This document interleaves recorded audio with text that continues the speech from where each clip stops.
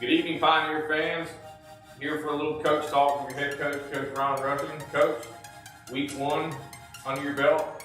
Had to go down to Oak Forest. Always a hostile environment down there, but you come away with a big win. And some not so great weather conditions, but how big is it to start off the year with a win? And I think that was big for our program, especially with the history Oak Forest has had against us. I think they won the last 8 out of 9. But to go down there, our first game last year, my first game as head coach, they put it on us pretty good. But just to see, I think it's a 55-point swing from last year's game to this year's game. So just to see how much we've improved and for the kids to go out and compete and play hard, I thought it was good for our program. I did, and I thought your defense played exceptionally well. What was it, 4 or 5 turnovers, and at least 14 points off those turnovers. So defense, week one, showed up and was ready to play the ball. Did a great job. They got after it. Last year, I don't know if we could have done that. Early we played good, offense wasn't going, and it kind of back and forth. But, to have faith in our defense, I knew they were going to get stops. We made easy decisions for us to punt the ball, to kind of play field position. But they were lights out. They played great. They played hard. They lined up correctly most of the time. And played really well. Well, you talk about, you look at the offensive numbers. The offensive numbers don't blow you away, but part of that is credit to the defense too, because they kind of kept you in short field several times, be it a turnover or you get an interception return to the 2-yard line. That's going to limit the way your offensive numbers look. But not a lot of yards available.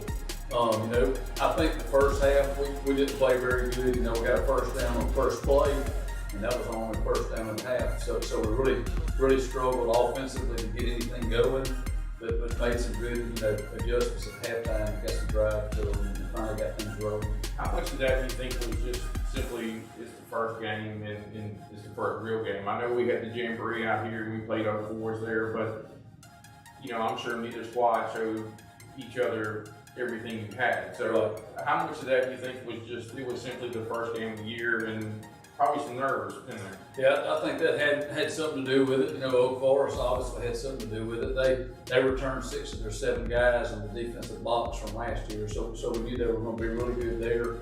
We were just, we're just one block away. Everybody does their job, and it's a different guy every time. But I think when they put it together, I think we could do some really good things up there. So I think first game jitters. We had 3, possibly 4 guys. It was their first varsity game, starting. That probably had a little to do with it. But, we put it together toward the end and got some drives going. Something you mentioned earlier, punting. Thought you had an exceptional night from special teams. Went 3 for 4 on PAT, which was outstanding. And then punting, I don't know what his average was, but it was probably 40+ yards average per night with what Connor had as far as punting. So I thought special teams was outstanding. Had to be Jacob Miller did a great job, first of all, snapping the ball. He snaps on our PATs and our punts. Everything was great. I think he had a 64-yard punt. Connor Putpart did, and really played a lot of field position. He flipped the field 3 different times on some great punts. But PATs, White Dunn was 3 out of 4. I think he kicked 4 out of 4 in the jamboree. He was. So he's done really well, and that's if you saw us, we really struggled in that aspect last year. So to kick 7 out of 8, we're well, last year you kind of had a punter or a kicker, you lost a kicker, then you had a kicker, and you got hurt, and then you wind up getting a receiver to come in and say, hey, coach, I'll kick. Yeah, we really struggled last year in the kicking game. So that was a real positive this early in the season to play well on special teams. Well, Coach, I know there's some mistakes. There's always mistakes, especially first game of the year. Is it easier to correct those mistakes after a win than it is a loss?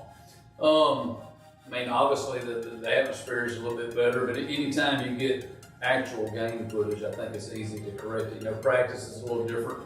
We're still trying to learn how to practice early in the week, but when you get game situations and you can coach off that, some kids learn visually, so for them to be able to see it, it's definitely better off the game film. What about injury-wise? Saw some guys cramping up, but other than that, I really didn't see anybody that looked like nobody's limping off or anything. Like I said, just easy cramp. Are we pretty healthy other than just a bunch of bruises? We're real healthy. You know, Gavin Leggett had surgery on his finger. He actually got cleared on Thursday, so we dressed him up in case we had some injuries, but we was going to play him.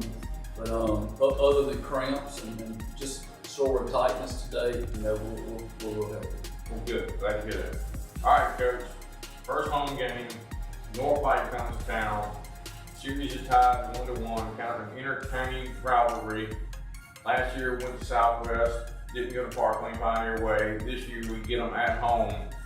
How big of a difference in a rivalry game? I know this is not like a division opponent and all that, and then most of these people are friends, and you're probably going to see some of them in church on Sunday mornings. Right. But how important in these type of games is it to have it at home? Yeah, I think home field advantage is big in any sport, especially football with your home crowd there. I wasn't here for the first meeting, but I heard the first time they played here it was packed out, you know, with a lot of people. So hopefully we'll have that same environment. But definitely playing at home on the environment you're used to is big. It was wet last week. It's going to be wet again this week. Last week, Oak Forest, they got the turf field. We're at home. We got the natural surface. How big of a difference is it from the turf to the natural surface as far as the footing and all that? Is there a big difference in that? Is that something we need to look forward to on Friday? I think our problem on Friday is the ground's going to be so saturated, it's going to be really soft. So the ground's going to be spongy. You know, we're going to lose our footing. I think in games like that, it's really important to try to get ahead early if you can, you know, before the field conditions do get too bad. So I think whoever plays best early or gets a chance to score is going to have a big advantage. Well, it's not going to help the fact either that Thursday night before, JV is going to be playing their first game here. So you're going to have 7 JV games out there. That's going to tear it up. And then weather's supposed to be raining pretty much all week. So whatever they do, you can get a little rain on top of that, and then we're going to come out. So to you, the key is to start early and try to get up early. You know, I've played in a few games in really bad conditions, and you know, the field deteriorates pretty quickly. The footing and everything, the balls get heavy. It just gets hard later in the game to score. So I think, you know, definitely trying to get some points on the board early. Maybe throw the ball early. You know, I think offense has an advantage because they know where they're going. So you know, if the conditions are that bad, we'll try to do something early in the game to try to score some points. On field surfaces, how do you feel about that? Are you somebody, do you like the turf field, or do you prefer the natural surface? What is Coach Rushing like? I like a natural field. You know, in those hot summers and early in football season when it gets so hot, if you've seen the kids, it actually burns the skin off of them. I'm a grass field guy. I like natural grass. I'm with you. I like the green. Okay. We mentioned it earlier. Park Lane played a game. Got real live action. Got some good film to watch. Try to improve. North Pike has not played a game yet. Do you feel like that's something that is a benefit, or is that a negative as far as for Park Lane? You know, game planning, that they've seen us play a jamboree and play a game, so they've got an idea of what we're trying to do this year. We're kind of shooting from the dark right now. We've gotten some film on their games from last year. So we're trying to put it together because they're a new team. They've lost a lot of kids. Trying to figure out what they're going to do. So I think it's a disadvantage from that point, but I think it's an advantage for us to have playing games conditioning wise. So you know, we've had a scrimmage, we've had a jamboree, 2 quarters, we played a full game. So I think, you know, conditioning wise, it should be an advantage for us. Well, right now, if I were to ask you this far in advance, say, Coach, you got to do one thing to be successful Friday night. What do you think that most important thing to do is? Take care of the football. You know, if the field conditions are that bad, give them a short field, special teams. You know, I think, you know, for us to play, to be really good, you know, and talking about our conference games, we're going to have to be good in all 3 aspects. The biggest thing we tell our kids right now is we got to line up correctly. So that was a struggle for us last year. We're doing a better job this year. Defensively, if our defense can continue to play like it did last Friday, that's going to keep us in a lot of games. I think offensively, we could be explosive, you know, when we put it all together. We got 5 or 6 guys that can go score when they touch the ball. So when we figure that out and we put everything together and play good special teams, I think we can do really good. Yeah, keep talking about your defense, especially your line. I asked Coach Bradford early in the year, I'm like, Coach, you know, you lost a lot of size as far as your front go.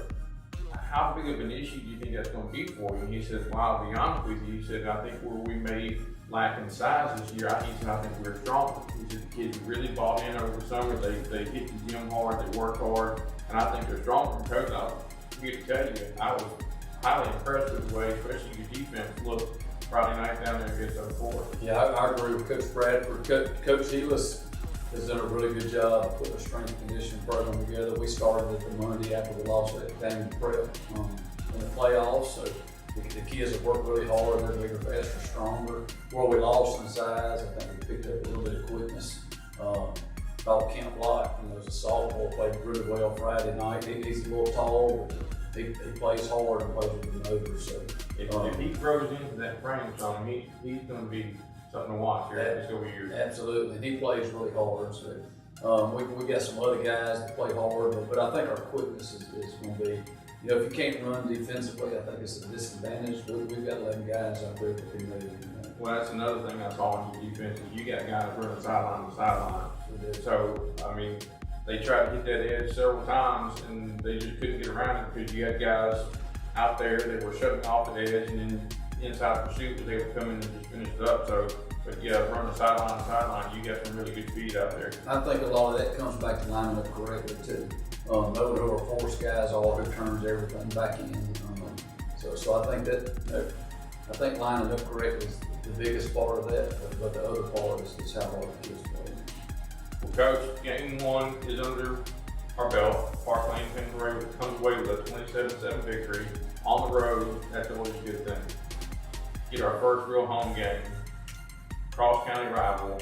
Should be a packed house. Hopefully the weather will help us out and it won't be a monsoon during the game, but are you and your boys ready to play at home for the first real game of the season? Absolutely. Kids are excited. They've been talking about this game. It's a big game because it's a community game. It's something the kids are going to be able to talk about for the rest of their lives when they see them, but our guys are definitely ready to play. All right, Coach, we've talked some football. We talked last week and we've talked some this week. Now, you took a glance at my notes earlier. This wasn't on my notes. We're going to do a little get to know the coach, okay? So I'm just going to ask you a few questions and you just answer with the first thing that comes to your mind, okay? Sounds good. What's your favorite dessert? I like everything. I'd say red pudding. Red pudding. Okay, are we talking like with the rum sauce? Are we talking like the white chocolate sauce? Either. But the rum sauce. Okay. Beach or mountains? Mountains. Okay. Steak or seafood? Steak. Okay. Blue or red? Blue. I'm with you 100%. I'm growing on the red, but I'm a blue guy. You know what jersey Parkland will be wearing at home Friday? We'll be wearing the red at home all year. We'll wear the white away. And then we've actually, to throw this in there, we've got two special games. We'll wear pink jerseys for a cancer awareness game against Cathedral. And we've got camo uniforms we'll wear for an armed forces game. I believe that's going to be against Presbyterian. Good deal. Well, guys, that's been Coach Talk here with Coach Ron Rushing. Week one was a good week for the Park Lane Pioneers, 27-7 win over Oak Forest, our rivals from the South. This week we're going to welcome in North Pike, our in-county rivals. So thank you for tuning in and go Pioneers.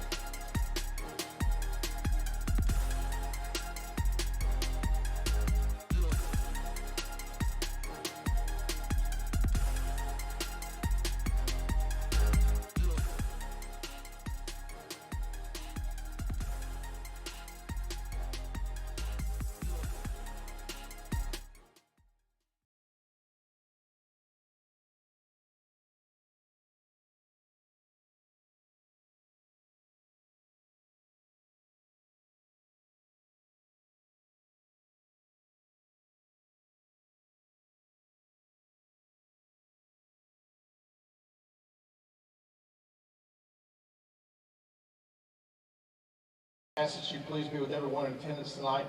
Help us all to exhibit an attitude that would be pleasing to you. Dear Lord, we certainly pray for safety tonight for our players, that everyone that plays here tonight, they would make it back home safely and everybody will be okay in their travels home tonight. Dear Lord, we just thank you again for this blessing. We want to ask a special prayer for all those that are dealing with floods right now in the South. We know there are so many that are hurting tonight that are unable to enjoy games of football.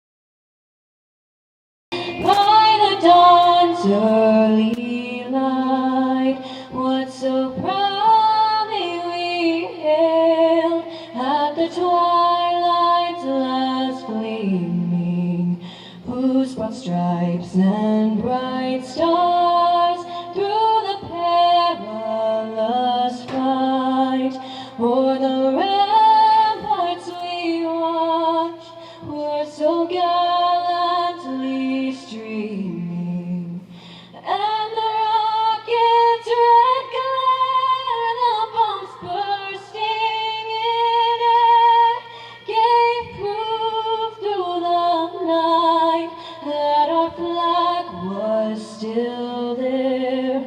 Oh, say does that star-spangled banner yet wave o'er the land of the free and the home of the brave?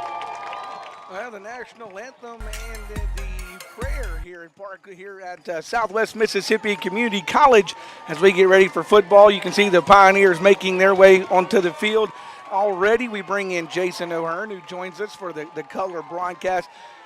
Jason, started hearing rumblings, I think, on Monday that the possibility of the game would get moved. And real quick, to kind of answer a couple of questions, I know a lot of folks have said, well, it's not raining. Is the field too wet? It's not necessarily the Coward Smith Stadium field, but parking, especially on the visitor side, Park Lane did a lot of work to their practice field, and Coach Ron Rushing and that crew feel like some of that work would have been for naught had the visiting team came and parked on that facility. So that was a big reason why the game was getting moved. Yeah, Benji, parking, of course, here at Southwest is a much larger campus than Park Lane, so you got more, on pavement parking here. So that part of it made sense, and I understand that that played a big part in it. The field condition, you don't really know because you don't ever know what Mother Nature is going to bring. Like, we didn't get a whole lot of rain in Pike County the last 2 days, but the days leading up to it, there was a lot of rain. Yeah, whole lot of rain. These two teams come in. I talked about it in the opening. Park Lane comes in 1-0. North Pike playing their first game with the MHSAA season starting a week later than the MAIS season. I think Park Lane did answer some of their questions last week. They still have some questions, but on the flip side, I think North Pike's looking probably in this first half of this one to answer a whole lot of questions for their team. Yeah, Benji, and I asked Coach Rushing about that earlier in the week. I sat down and talked with him.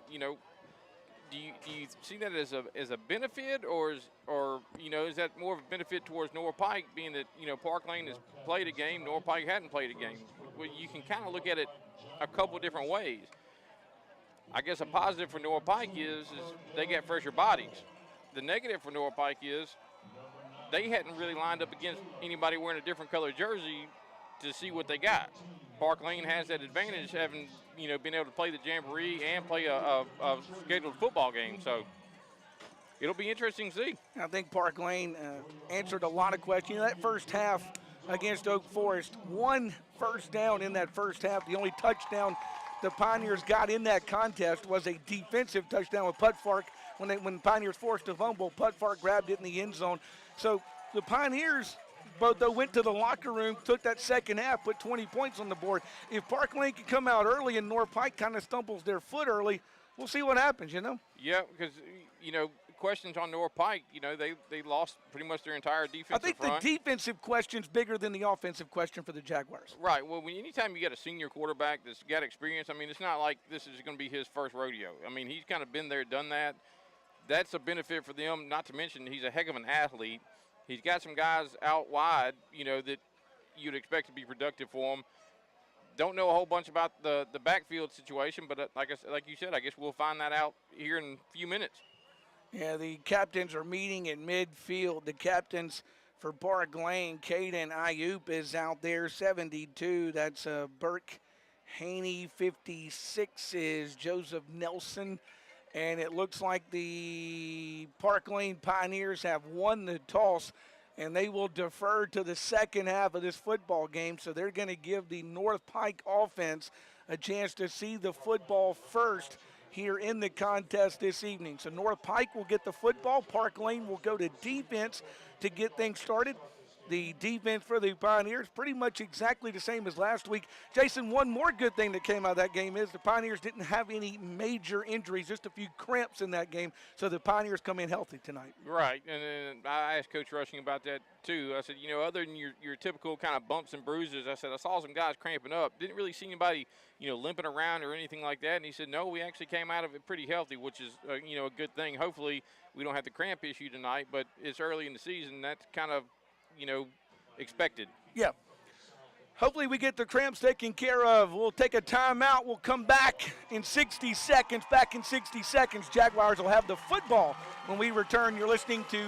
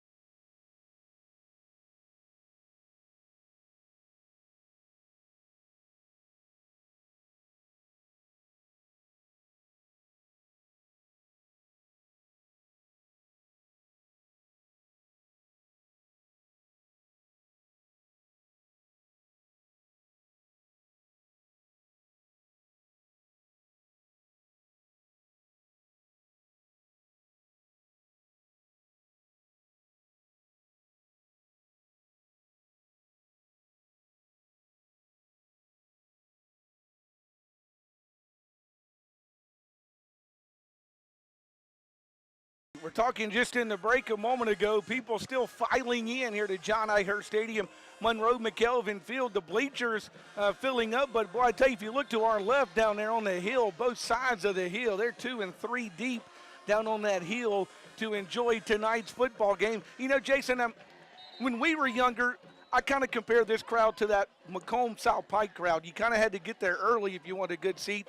And I got here at 4:45 this afternoon, and people were laying out their seats already. So people were ready for this football game this evening, weren't they? Yeah, Benji, and like you said, it's a cross-county rivalry.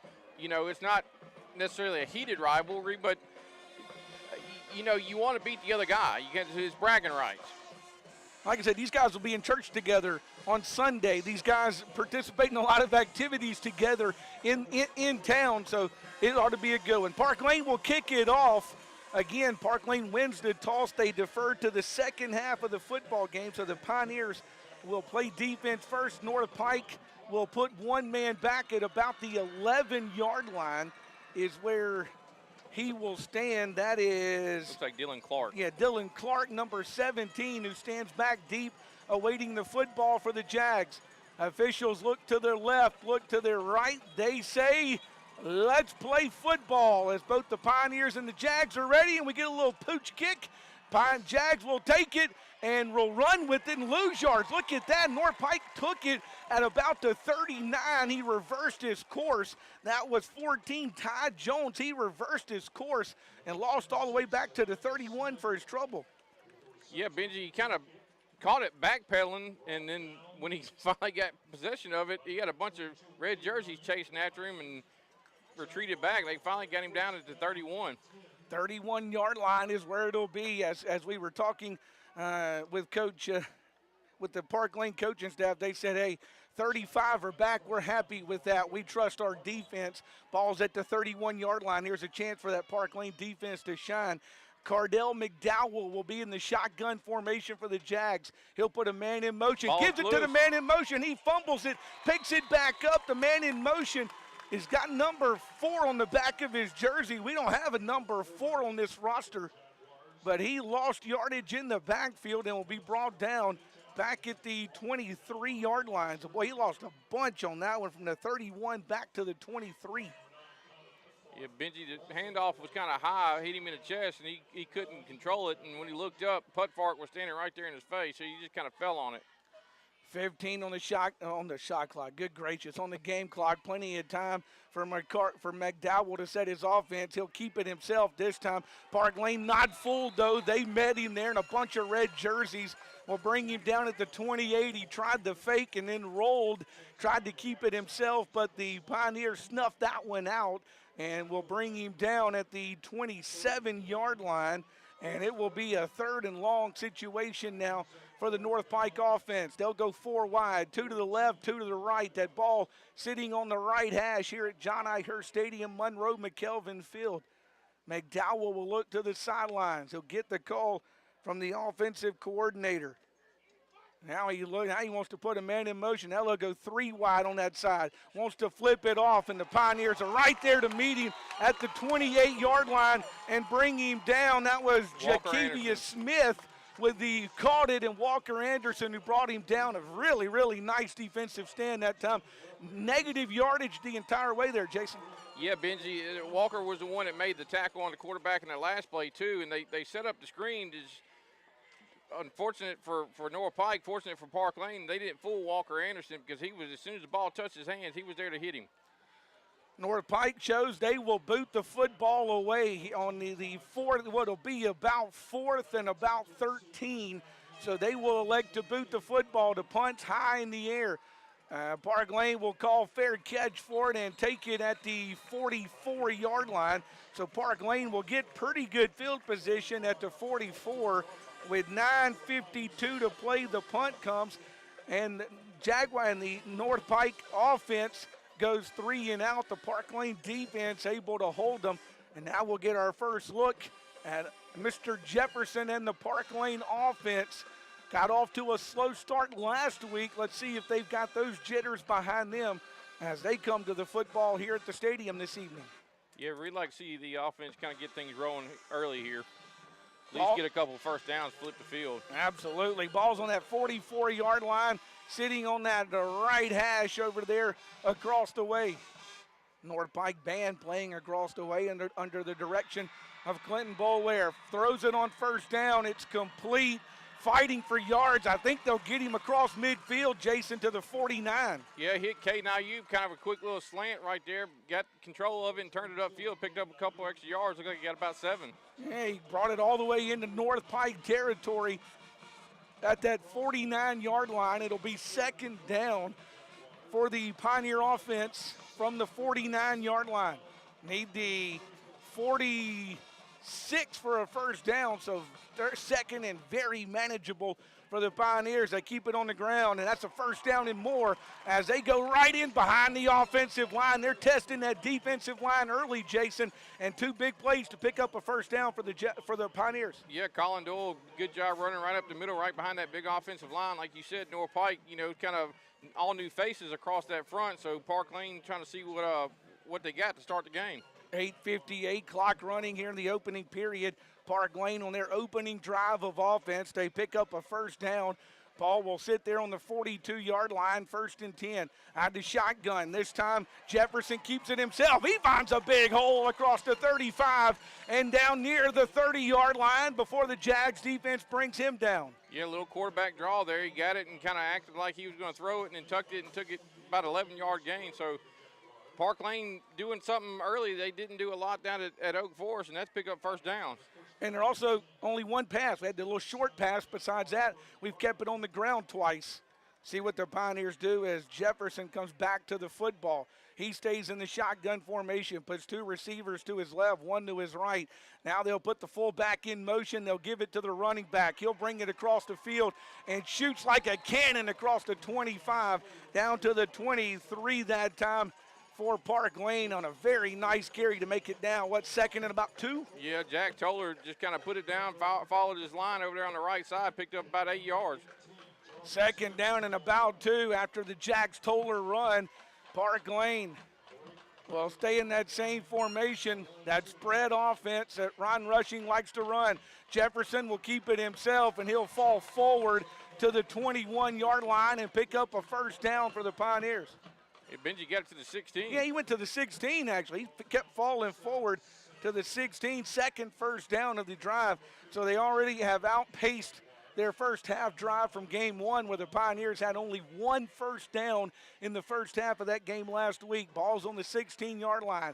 First and 10. Jags defense, North Pike offense. They run it right up the middle that time. They bring Pudfark. He didn't run it a lot last game, but he runs right in behind tackle that time and gets him a couple. Yeah, look like he picked up about 2 yards, and like you said, I think that's the first time we've seen Connor carry the football. We saw him some in the Jamboree, but I don't know that he got a carry down at Oak Forest last week. Yeah, he played mostly on the defensive side of the football last week, which he was on the opening drive as well for Park Lane. So Park Lane will have second down and about 8. Ball at about the 14-yard line here at John I. Hurst Stadium, Monroe McKelvin Field. They'll hand it off. This time they'll give it to Doyle, and he will be stuffed at about the 15-yard line. Yeah, maybe got about a yard. Yeah, I think I was going to say he may have pushed it a yard, maybe, for not much on that, and it'll bring up third down now for the Pioneers. By the way, Brookhaven Academy scores on their opening drive. They leave Central Holmes 7-0. That game being played at MR8 tonight between Brookhaven Academy and Central Holmes. Boy, by the way, our thoughts and prayers go to everybody up in Central Mississippi. For as much as it's rained here, it rained a whole lot more on those folks. Our thoughts and prayers stay with them for sure. Jefferson had the shotgun. Still looking, rolling. He'll throw this one away. Yeah, we got flags. Now we got flags thrown. Coach Mad Mock running down that sideline wanted a flag, and the flag flies very, very late. I think we're going to get ineligible downfield. We had some linemen a little far downfield, I believe. Coach Mad Mock come out pointing. That's where he was pointing, and they're going to mark this one off. It is ineligible receiver downfield. It's the 5-yard mark off against the Pioneers. So first penalty of this one goes against Park Lane. That's 5 yards from the spot.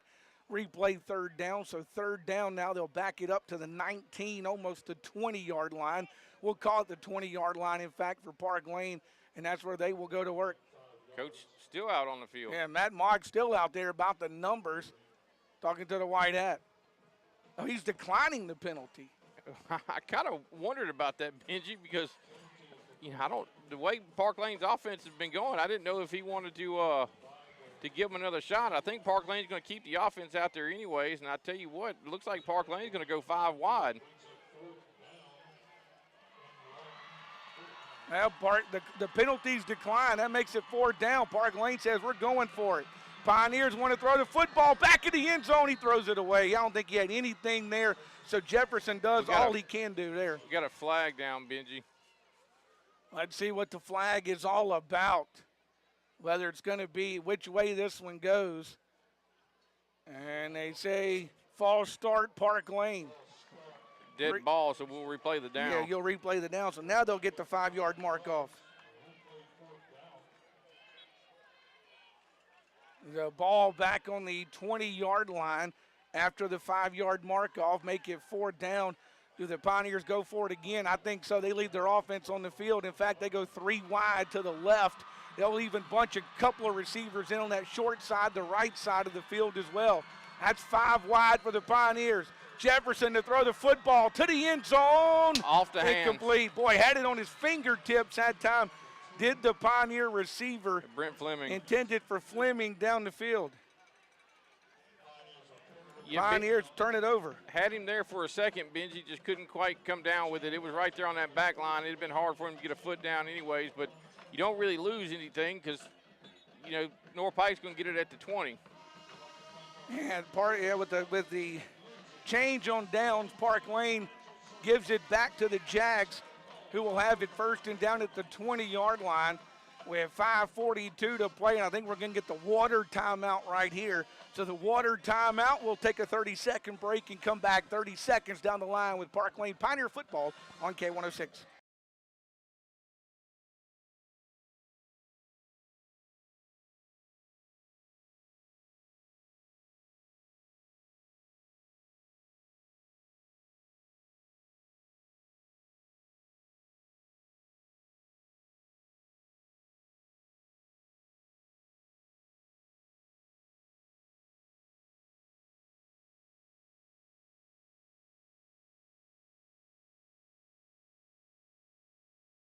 You get the water timeout. You come out of the water timeout. Jason, each team's had a possession.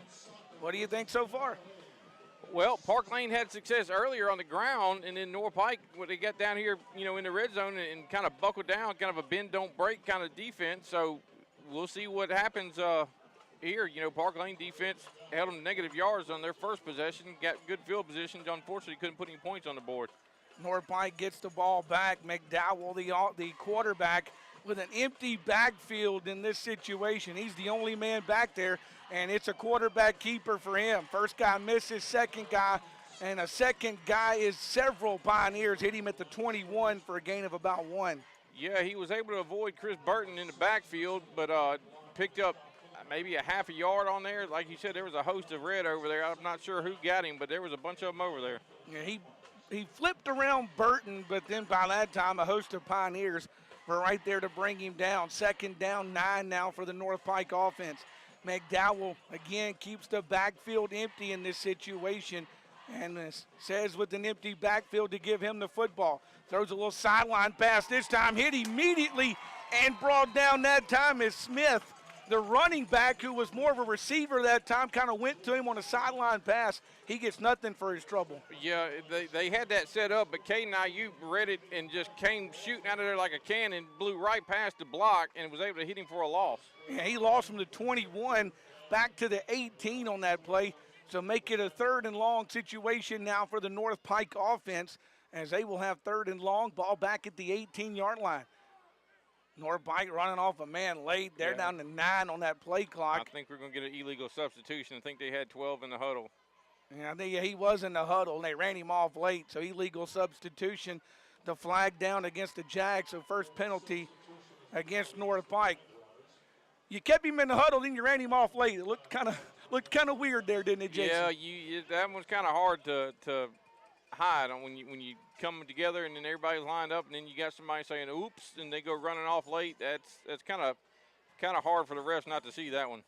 Ball back at the 5-yard mark off. Puts the ball back at the 13 and timeout, North Pike. North Pike wants a timeout. Coach Matt Mock wants to use a timeout. Play clock was running out on him. He had already taken the penalty. He wants the timeout.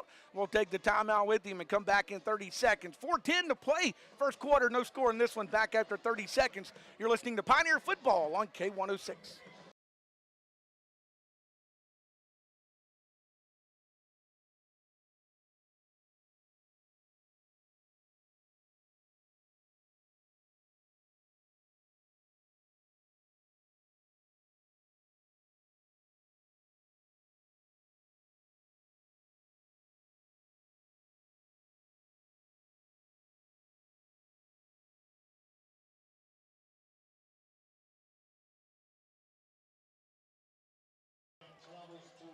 Well, back here at John Ihurst Stadium, and boy, I tell you, there's a football game on the field, but the Southwest practice field just a few moments ago was serving for a pretty good wiffle ball game was getting started over there, Jason. Yeah, these youngsters got to be loving that. I mean, just wide open, perfectly groomed grass to go play on. Absolutely, let's get it. Yeah, they had a pretty good wiffle ball game going over there back behind those visiting bleachers here on the campus. Well, let's see as we reset things for you. It'll be a 3rd and long after the 5-yard mark off for illegal substitution against the Jags. So McDowell and his offense now, they'll go 3 wide to that left side. The ball's on that right hash on the field. He'll ask for the football, wants to roll to that side, still looking, and he throws it at the feet of a receiver. He had a Pioneer in his grill, number 31. Chris Burton was tracking him from behind, and I think he started to hear footsteps that time. Yeah, Benji, and I think for the young man, he did the right thing. Just saw there wasn't much there and kind of threw it at the feet of one of his receivers to, not give up, another negative play or potentially come up with a turnover right there deep in their own territory. Ball's back at the 13-yard line on 4th down. North Pike punter will come on. He'll boot it from his own 3, puts it high in the air. Pioneers call for the fair catch at the 45-yard line. Jaguars being deep in their territory, going to give Park Lane very nice field position this time. Benji, I'll tell you, that's 2 punts in a row that Park Lane's got awful close to. ball. They will sit on the 45-yard line. Park Lane will go to work for their second offensive drive of this football game. Last one, a lot of success. They got the 2 quick first downs. Then the drive kind of flaked out on them. A penalty, and they end up giving it over on downs, did Park Lane last time. Ball on that 45-yard line right there in the center of the field. Pioneers will go to work 1st and 10 right there. Pioneers want to put the man in motion. They'll give it to the H-back. He'll bring it across the 45, the 40, on his feet to the 35-yard line and brought down there. Nice piece of running for Jax Toller that time. Yeah, it looks like they're going to give him 10 yards, good enough for a first down. And they kind of had, they had Ayup in that jet sweep fake, and everybody kind of flowed with him, and Toller had a wide open left side over here and picked up good yards. So Toller picks up to the 35-yard line, 1st and 10 for Park Lane. Give them their 3rd first down of the contest as they picked up 2 in that opening drive, and now a 3rd first down here on the 2nd drive for the Park Lane offense. Jefferson wants the football. Quarterback keeper this time. He'll spin to the side, tried the stiff arm, but boy, too many Jags there. He tried to stiff arm the first Jag, then a host of Jags got on top of him, and he'll lose back to the 34-yard line. Yeah, Benji got in there and then tried to bounce it out. You may have got a couple more yards. Well, let's say he gained a yard, actually, 35 to the 34. He picked up a yard. Yep. Like I said, I think if he'd stayed with his original cut, he probably could have picked up a couple more yards. He wouldn't have picked up a whole bunch, but he tried to bounce it out, and North Pike just showed some good speed and able to track him down.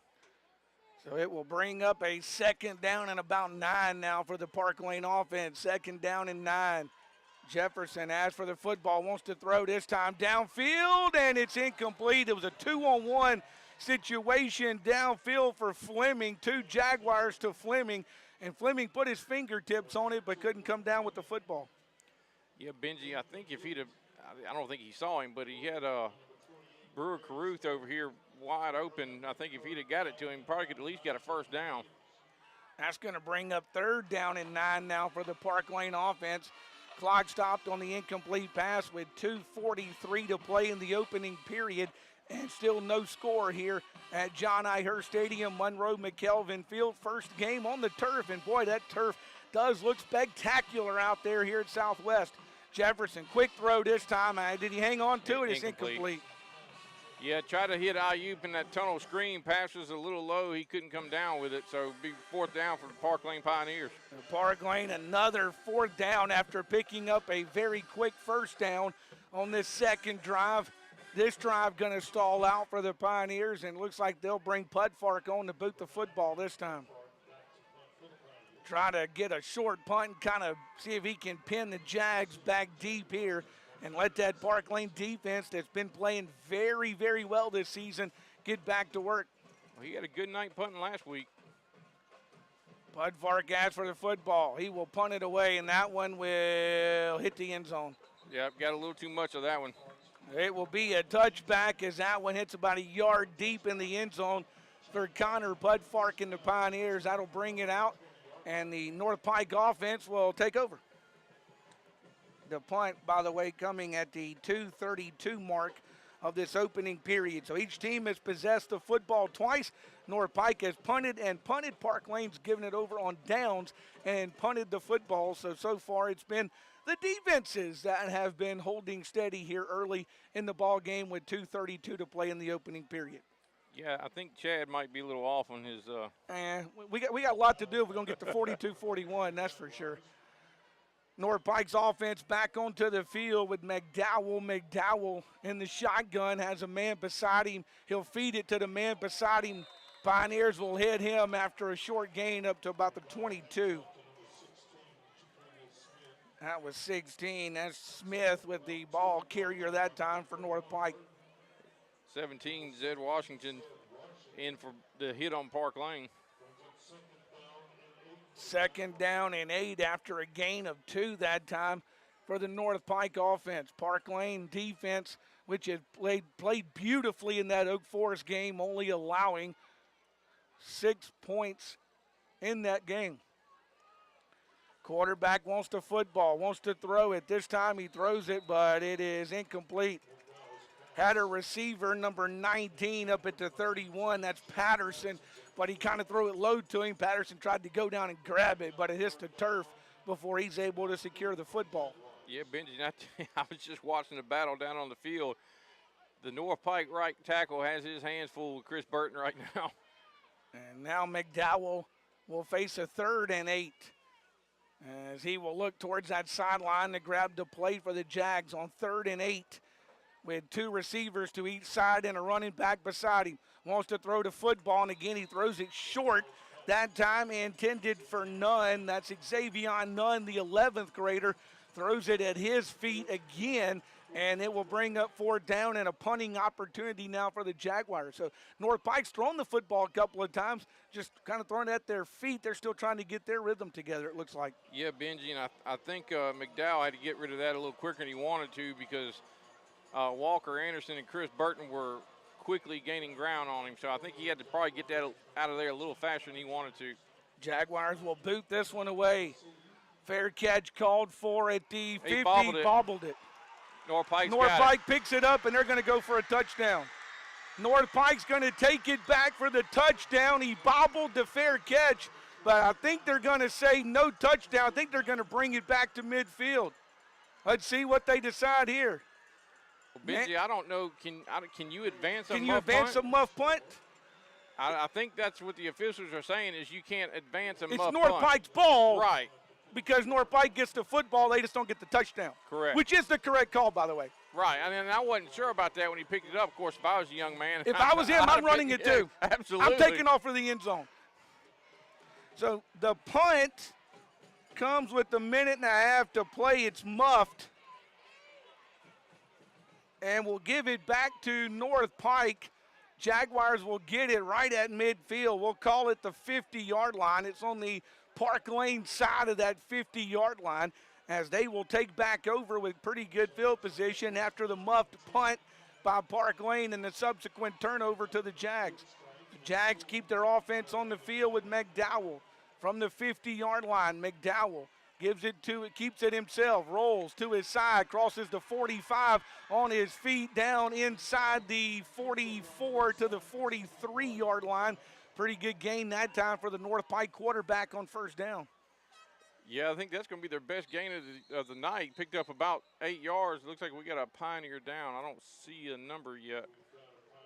Pioneer down on the other end. The Pioneer training staff will head that direction to check on him.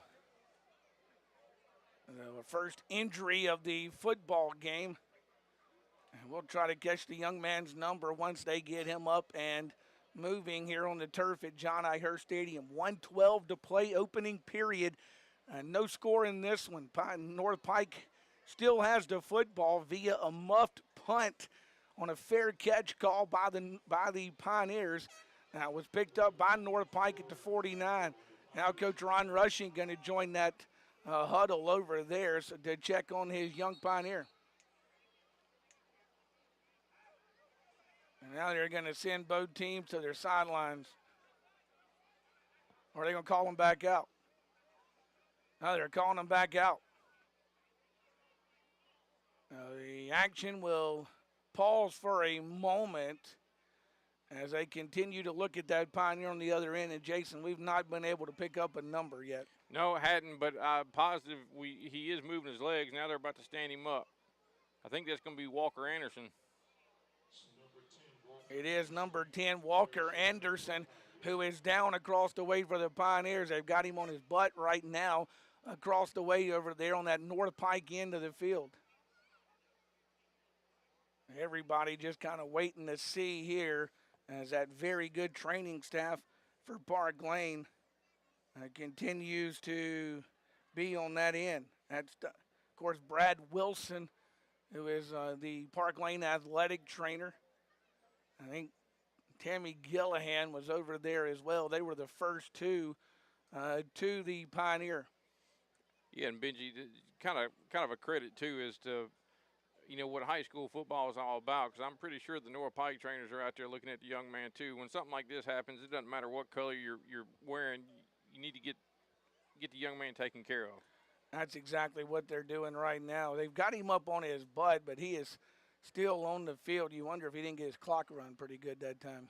Well, and I was trying to see if I could tell what they were doing. I almost thought I saw Tammy messing with his shoulder, like maybe he's got a stinger or something. And you know, if you've ever had a stinger, especially a bad stinger, it can make you feel funny for a little while.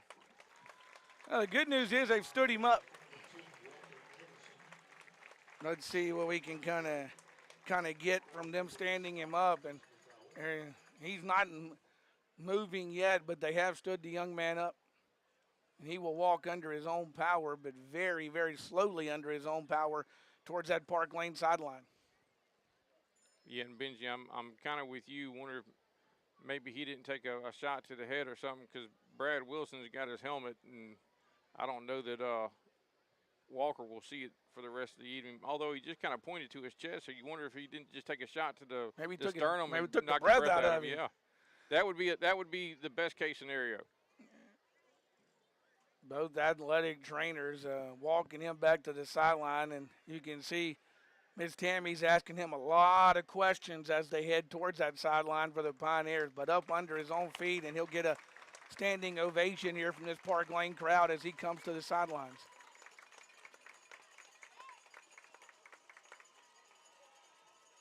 You know, Walker had a great night last Friday down at Oak Forest and has been pretty busy already tonight. So, see who Park Lane sends out there to step in for him. Couple of scores real quick.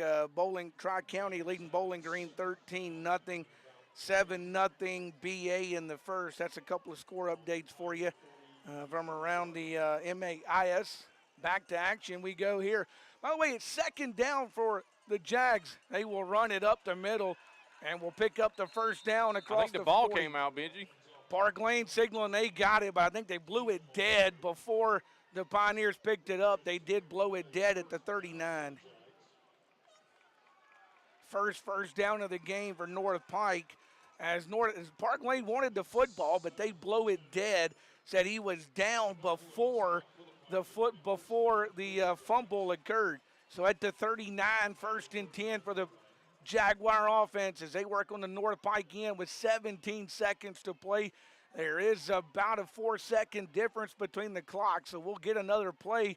It'll be the quarterback keeping himself, goes to the sidelines, gets a foot down at the 35-yard line for a gain of about 4, and that'll end the first quarter of play. So the first quarter of play, well, is it done? Let's see. I didn't hear the horn, but now they say yes. First quarter done, no score in this one. North Pike has the football on a second down play coming when we come back after a 30-second break. Back in 30 seconds with Pioneer football on K106.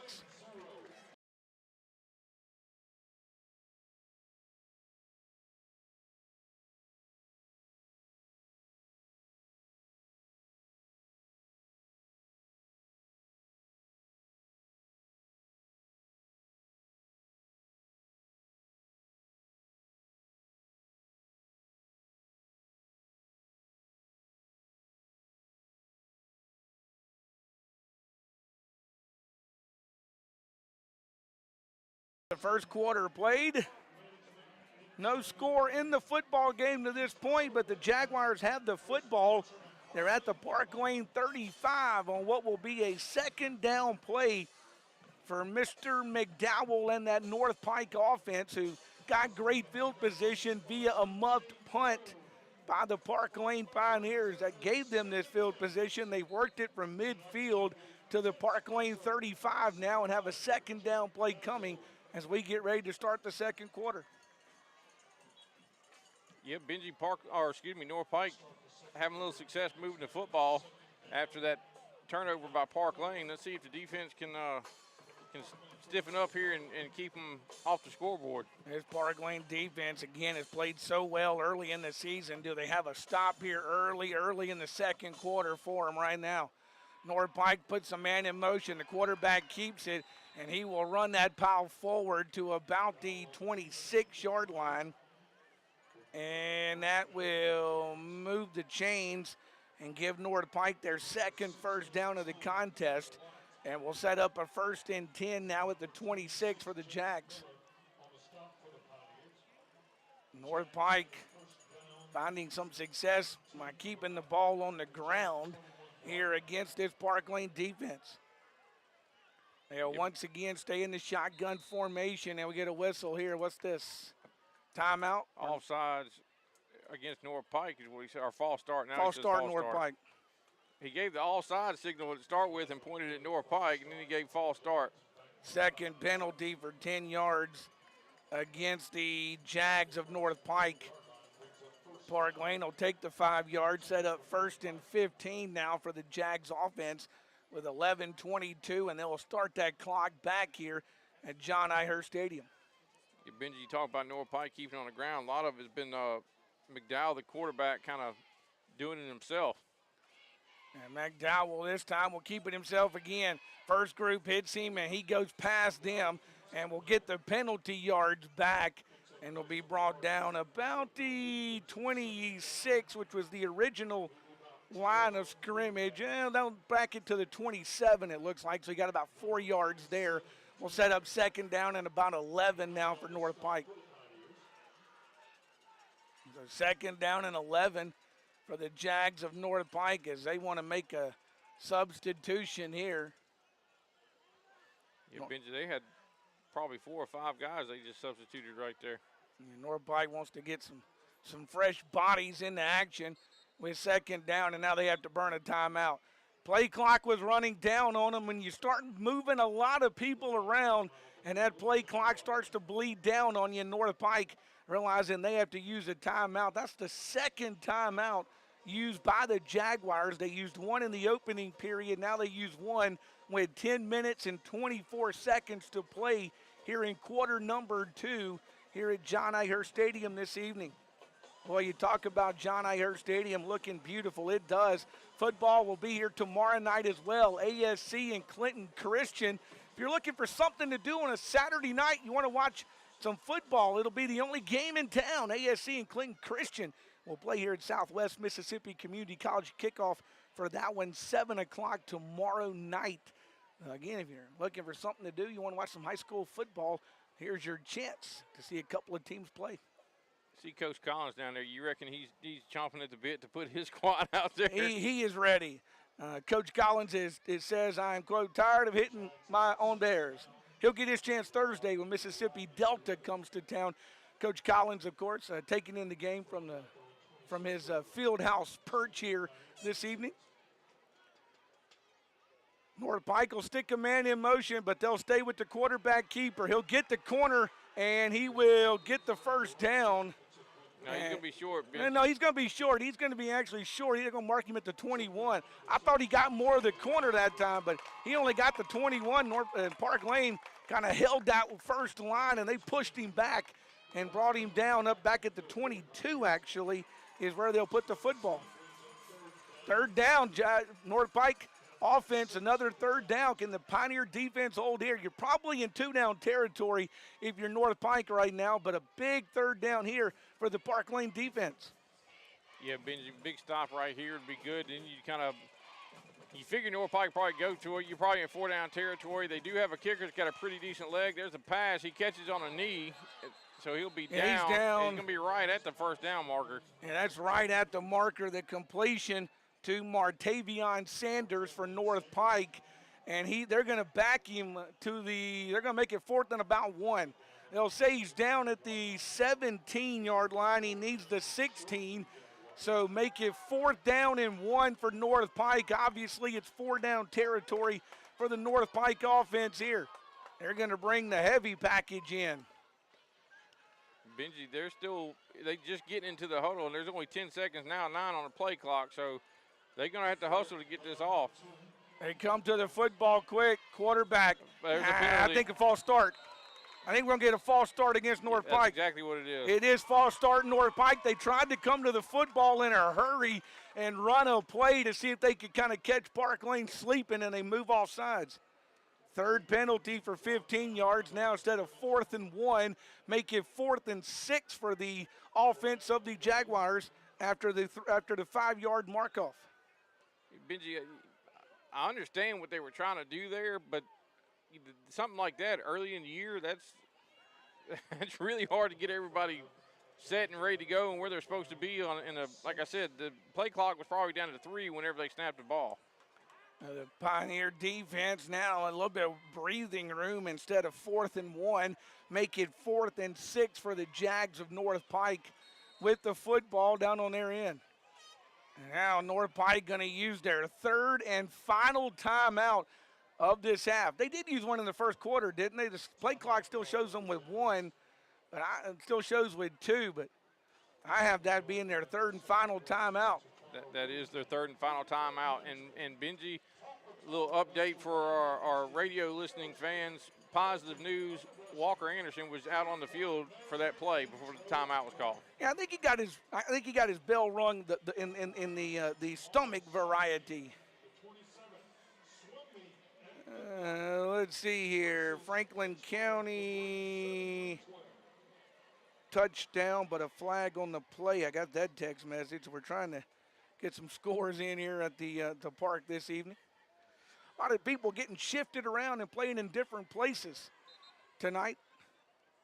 This game was intended for Coward Smith Stadium. It moves right up the road to Southwest Mississippi Community College. The WAZA game of the week is Tylertown and Weston. Now being played at Colin. That was the original intended destination for it. Franklin County West Lincoln on Magic 104 went from a West Lincoln home game to a Franklin County home game. The story I was told is they decided which field looked better. Franklin County's looked better, so they played there.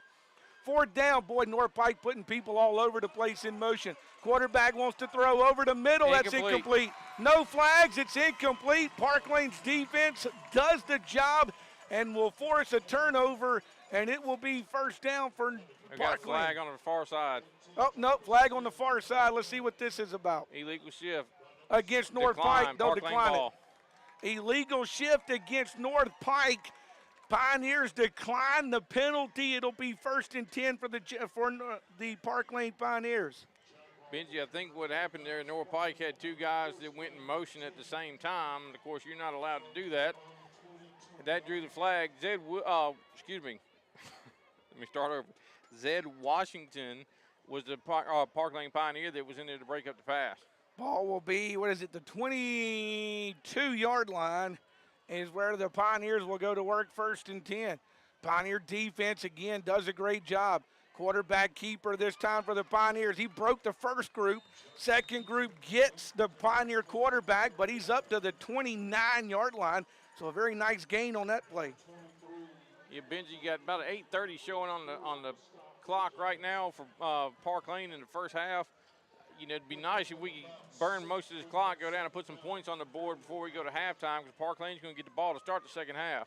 People still coming into the stadium on the north end. That tells you how big this game is. 8:21 to play second quarter, and folks still looking for seats here at John I. Hurst Stadium this evening. High snap, he brings it down, and we'll get a flag here, or is it a timeout? I think it's a timeout. Park Lane. Park Lane calls a timeout before the play, so Park Lane uses a timeout right there. 8:11 to play, still no score in this one. We'll step aside for 30 seconds. Back in 30 seconds with Pioneer football on K106.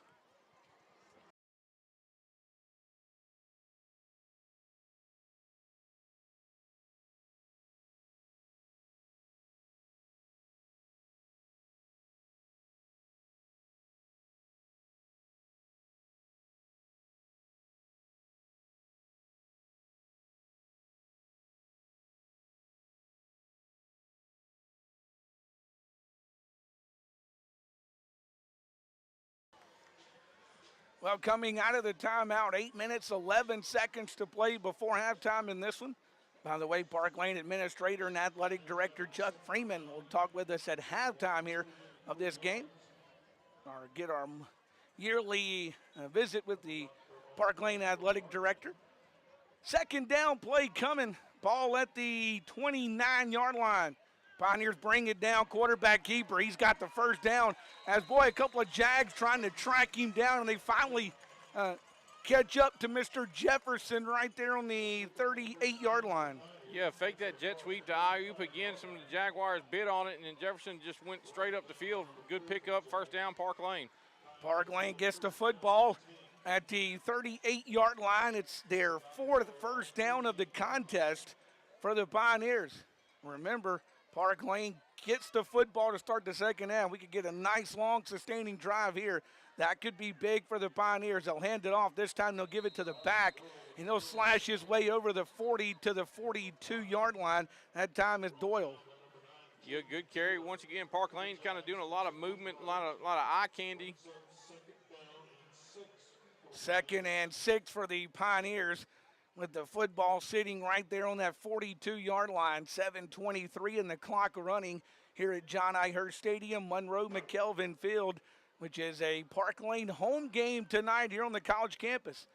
This time they'll give it to the back again. This time he'll feed Toller. Toller gets some nice room, and he's going to get near what's needed for a first down. Jason, they may move the chains on this one. Yeah, I think I already saw him signal first down. And Benji, they had 3 wide on that side over there, and the whole line just kind of shifted to that left side on the snap.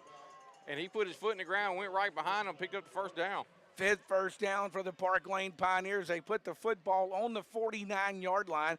We'll call it 1st and 10 Pioneers. 1st and 10 Pioneers, ball there on the 49-yard line. 6:51 clock running here in the second quarter of this one. Jefferson in the offense, 2 to his right, 1 to his left. He wants to throw. Now he tucks the football and runs with it, and he's going to be pushed, still being pushed. Get the first down. And he'll get the first down. Boy, some Pioneer offensive linemen got him behind and just pushed him across the 40-yard line for a first down. And Benji, I'll tell you something. I was just looking out there. I think one of the reasons Park Lane's having so much success on the ground right now is North Pike must really respect Park Lane's passing game. We had 3 wides, and they had 5 DBs for our 3 wide receivers. So that adds up to positive running lanes for Park Lane. 6:15 and the clock running here in the second quarter. And no score in this one. North Pike had their best drive of the game in the drive before this, but turned it over on downs. Back-to-back first downs for the Pioneers.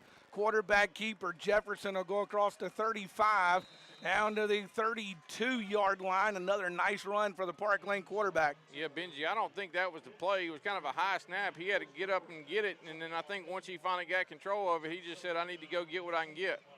And he's going to come out for a second. You hope he's okay. Jefferson will come to the sidelines. Henry Brewer's going to check in at QB for us. And Jefferson will go, and he will have a seat for a minute. He hadn't asked for a trainer to come over and talk to him, though, so. 2nd down and 2 with Brewer now at the quarterback spot for the Pioneers. He'll tuck it and run. He's got a lot of room over run on the left side. He'll get the first down and is hit. He'll get the first down, but he had to earn it over there as he didn't get out of bounds before the Jags hit him pretty good. Henry Brewer a little slow to get up. First down for Brewer. Ball will be. He's still down. Yeah, Brewer's still down over there. Now Park Lane's lost their second quarterback, or at least for a play they've lost him, as head coach Ron Rushing will head to that North Pike sideline. Now Jefferson says he's good to go. He'll get back in. Jefferson's breather probably shorter than he wanted it to be, but let's check on Henry Brewer. Second time Park Lane's had an injury in this game, and they both have happened down deep on that Park Lane sideline down there. Well, he's up. On that North Pike sideline, I'm sorry. Looks like he's going to be okay. He took a pretty good shot over there on that sideline, but he's up walking across. Looks like he's going to be okay. First one to him was his head coach, Ron Rushing. Brewer gets the first down, ball at the 28-yard line.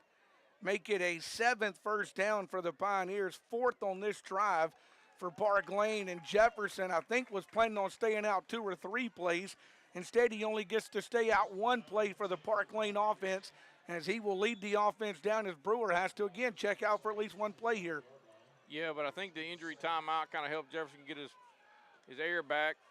Jefferson hand it off. Give it to his running back, and he will be brought down right on the 25-yard line. That time is Doyle for a short gain on first down.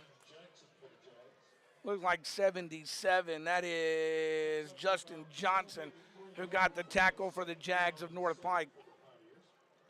So ball just inside that 25-yard line here at John I. Hurst Stadium with 4:38 and the clock running here before halftime for this Park Lane offense, trying to get the goose egg off the scoreboard here late in the second quarter. Park Lane shifts to the side. They give it to the back. Boy, this time, no, North Pike just read it perfectly. And they got in there with Shamar Sawyer. The 10th grader read that perfectly and brings number 10 Walker. Is that Anderson who carried the ball that time? No, it was 20 Jax Toller 20 who Toller. carried it. Yeah. Sawyer just shot the gap right there, timed everything up right, and about the time Toller got his hands on it, he got hit. So, positive is Park Lane held on to the football. Negative is we lost yardage. 3rd down and about 12 for North Pike. For Park Lane, excuse me. Now the Pioneers will go 3 wide to that left side. They'll go 2 wide to the right. Jefferson wants to throw. Has time, has a man. He's at the 5. Well, they back him to the 7, but it'll be a first down. Yeah, he kind of hit it and got spun around and went down.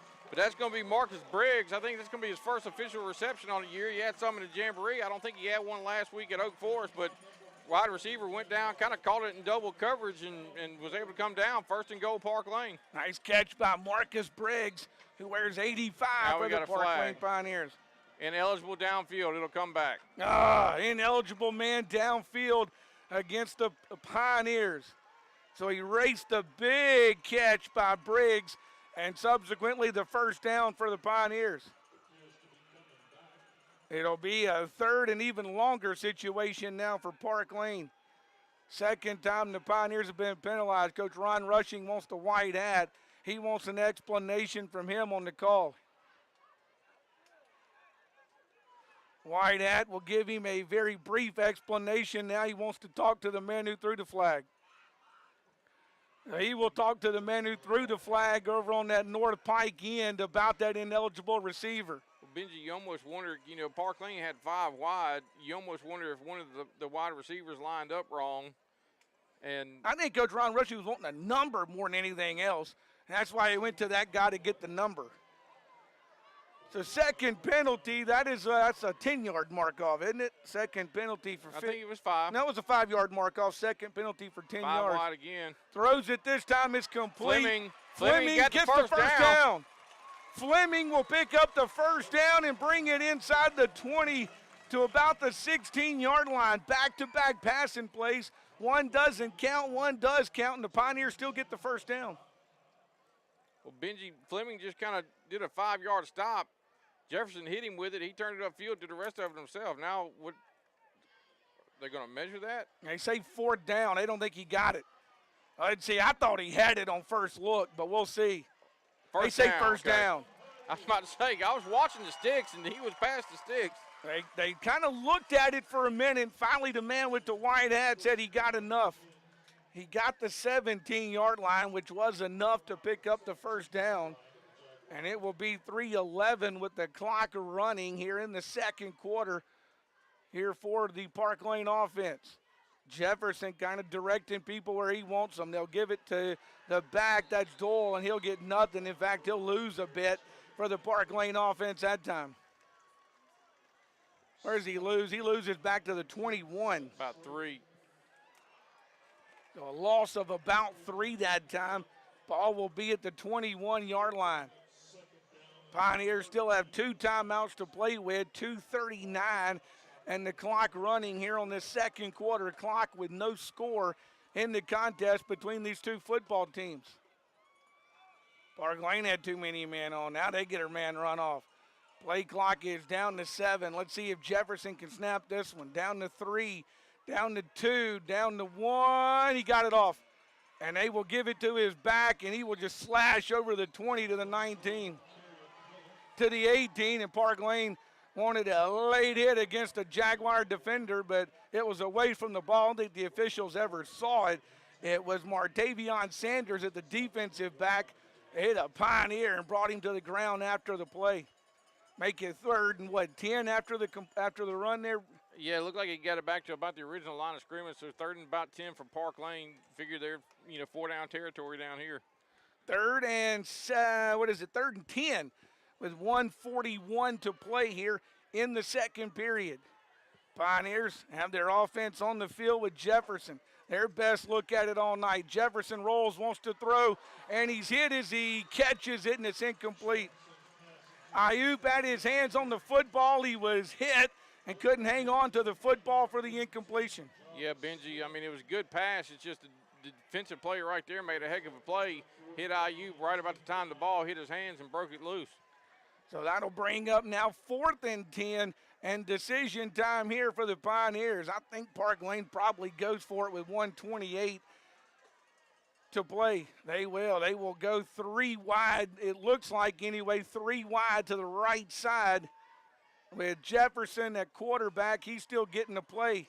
I think they're going to just let it run and call a timeout. It doesn't matter. The clock is stopped. They can go ahead and call the timeout, and that's what Coach Ron Rushing does.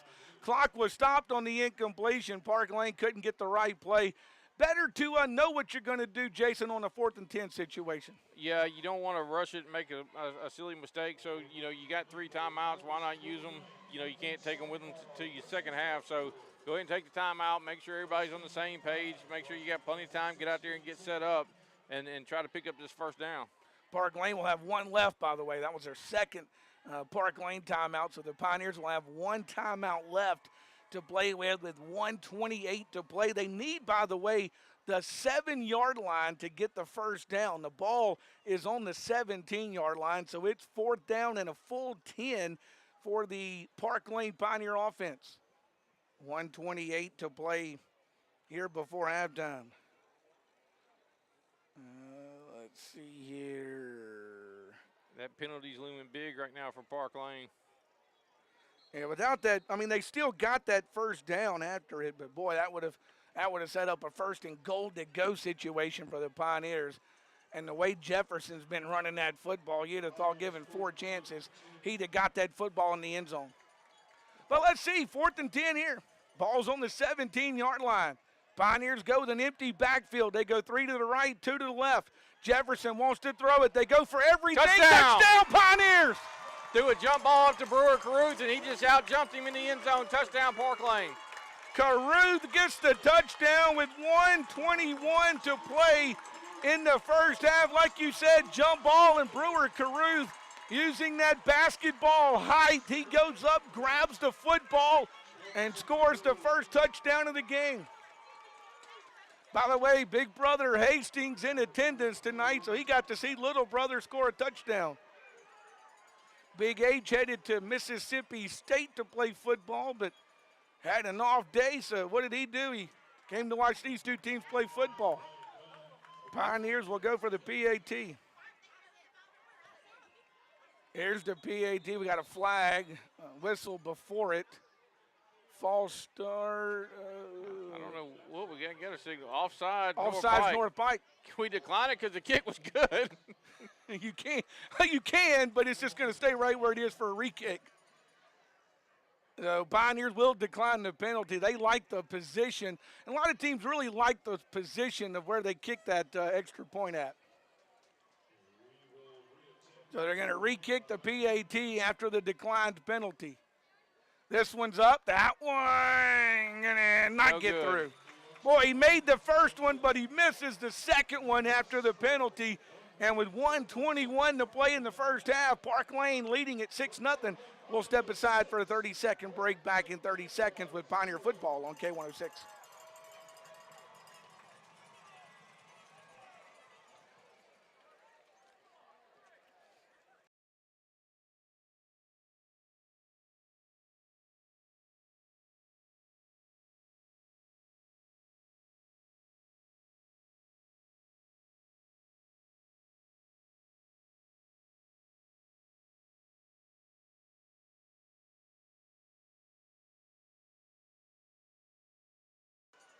Well, back here at John I. Hurst Stadium, Monroe McKelvin Field, Pioneers get the touchdown.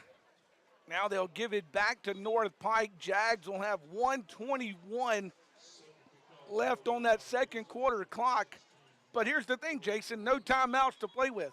Yeah, no timeouts to play with, and for the most part, North Pike has had most of their success on the ground, so that doesn't bode real well for them. But once again, that quarterback over there for North Pike, Mr. McDowell, is a pretty good athlete. So don't ever count that out. See what Park Lane does with the kickoff this time. Second time they've had to do it. The first one was a pooch. This one's a pooch.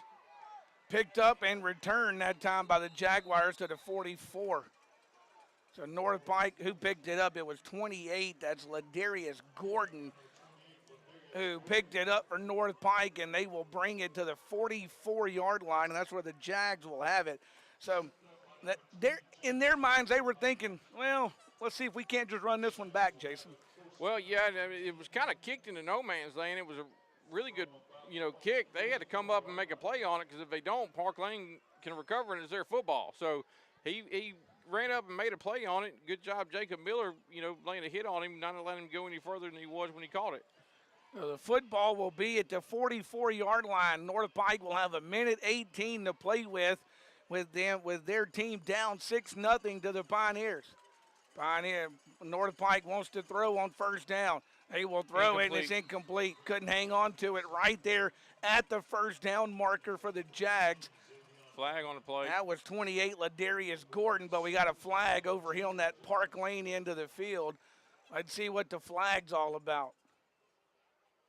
They give it to the man with the white hat. And he's going to wave it off. They're going to wave the flag off. So the flag will be waved off, and it'll be second down and 10 from the 44-yard line for the North Pike Jaguars. 1:13 to play here, and again, no timeouts for North Pike in the closing moments of the first half of this football game. They are 4 wide to that far side. Nobody on this near side over here, so they stack all 4 receivers to the wide side of the field. The ball on the left hash. Quarterback goes to that side. He keeps the football. He's hit at the line of scrimmage and brought down. Ball pops loose, but it's after the whistle, and that is not how North Pike had it drew up. You can see their head coach across the way talking to his receivers. That was not the plan right there, Jason. Well, Benji, I'll tell you what right there. 2 Pioneers made a heck of a play right there. Connor Putfart came up and shut off that edge and forced him back inside, and then Zed Washington just introduced himself to Mr. McDowell. McDowell stays in the shotgun with 42 seconds to play, 3rd and 9. He doesn't get this. Park Lane may use a timeout. Throws it towards the sidelines. He cuts, gets the first down. I think, depending on where they mark the football, at about the 44 on the Park Lane end, he'll have about 31 seconds to play with. He does get the first down, they say, to the 45. So that's the 3rd first down for North Pike. They have the football at the 45 with 31 seconds to play here in the contest. Clock does stop for them to set the chains. Now we got timeout Park Lane. Park Lane says, hey, they just got a big first down. Let's make sure we're all on the same page here with 31 seconds to play. So Coach Ron Rushing will use the defensive timeout here at John I. Hurst Stadium with 31 seconds to play in the ball game's first half. Remember, Park Lane does get the football to start the second half. The Pioneers won the toss and deferred to the second half of the football game. So the Pioneers get the ball to start the second half of this one. By the way, back on the road next week, down to Clinton, Louisiana to take on Sullivan. I wonder how much rain they've gotten in Clinton, Louisiana as of late, and the conditions the Pioneers may be walking to in down there next week. I think it's going to take a while for anything to dry out. Yeah, we need more than about a day and a half of sunshine, don't we? Yes, sir. And even this morning it was sprinkling here over in the city of Macomb. So there you go. Ball's at the 45. North Pike has the football at their 45-yard line. Pioneers use the defensive timeout here. They go 2 receivers left, 2 right. Now they put the man in the right side on motion to put 3 receivers to this left side. Pressure mounting, but the hole opened up for the quarterback, and he's going to be brought down at the 40-yard line from behind. Park Lane able to grab him. Big hole opened up, but Walker Anderson closed the hole pretty quick. Yeah, Walker Anderson and Putfark in there and make a tackle. North Pike's got to hurry up. They don't have a timeout. 10 seconds left on the clock. Jaguars still not set. Jaguars finally getting This set. might be the last play. 6 seconds left. Park Lane had too many men on the field. Did they get him off in time? No flag, so they did. And the play goes complete The to clock the shows 34, and that's zeros. it. That's going to be the first half. Park Lane ran a man off late. They got him off before the snap of the football. The completion was to the 34-yard line, but that's where it ends.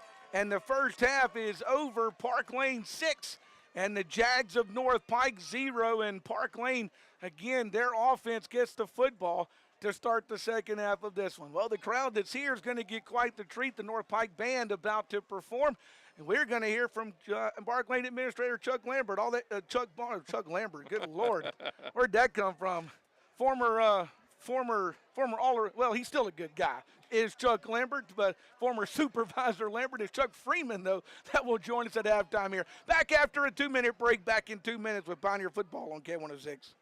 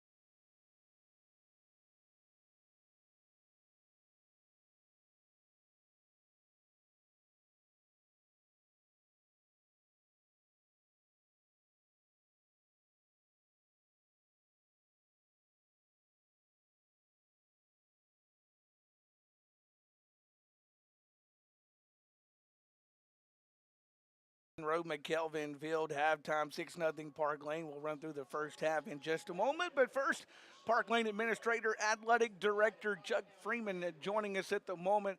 Coach Freeman, let's start here. We were expecting this to be the first home. It still is a home game for the Pioneers. We were expecting this game to be on the Park Lane campus at Coward Smith Stadium. But boy, Mother Nature's just been wreaking havoc with everybody's schedule here as of late, hasn't she? It is. We were getting phone calls right and left Tuesday, Wednesday of people that were changing games and moving to different fields and what time people were playing, and everyone was trying to get on turf if they could. It wasn't just Park Lane and our stadium, but we were fortunate, Southwest, and man, what a beautiful facility this is. We were pleased it was available, and we were able to move this county matchup here. Well, let's talk a little bit about Coward Smith Stadium. Phase 1, when we do get home in a couple of weeks, Phase 1 is complete. So folks will notice the ticket booth is done. The fence pretty much for the most part done. So you finally have kind of completed Phase 1 of that project over there, haven't you? We have. We've completed Phase 1. We encourage, and tonight was evident of it, we encourage our fans to use our new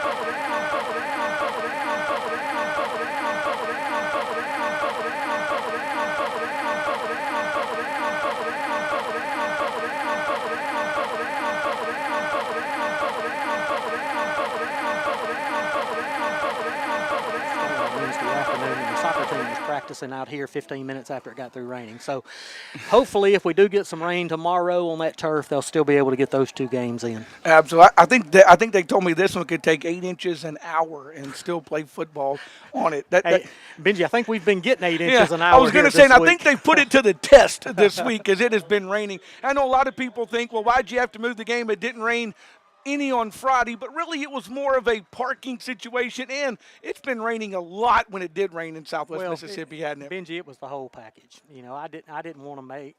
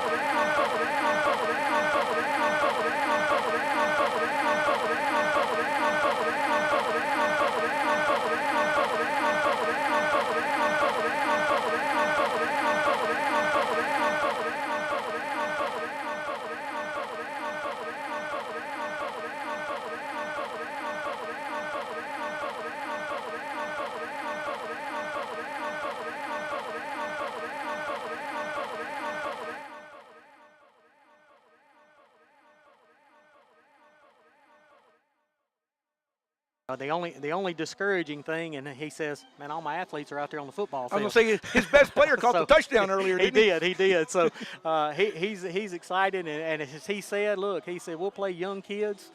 We hope we go deep in the playoffs in football, and we'll get them ready when they get through. So we're excited to have him on, and he's hit the ground running, and we're very fortunate to have him in.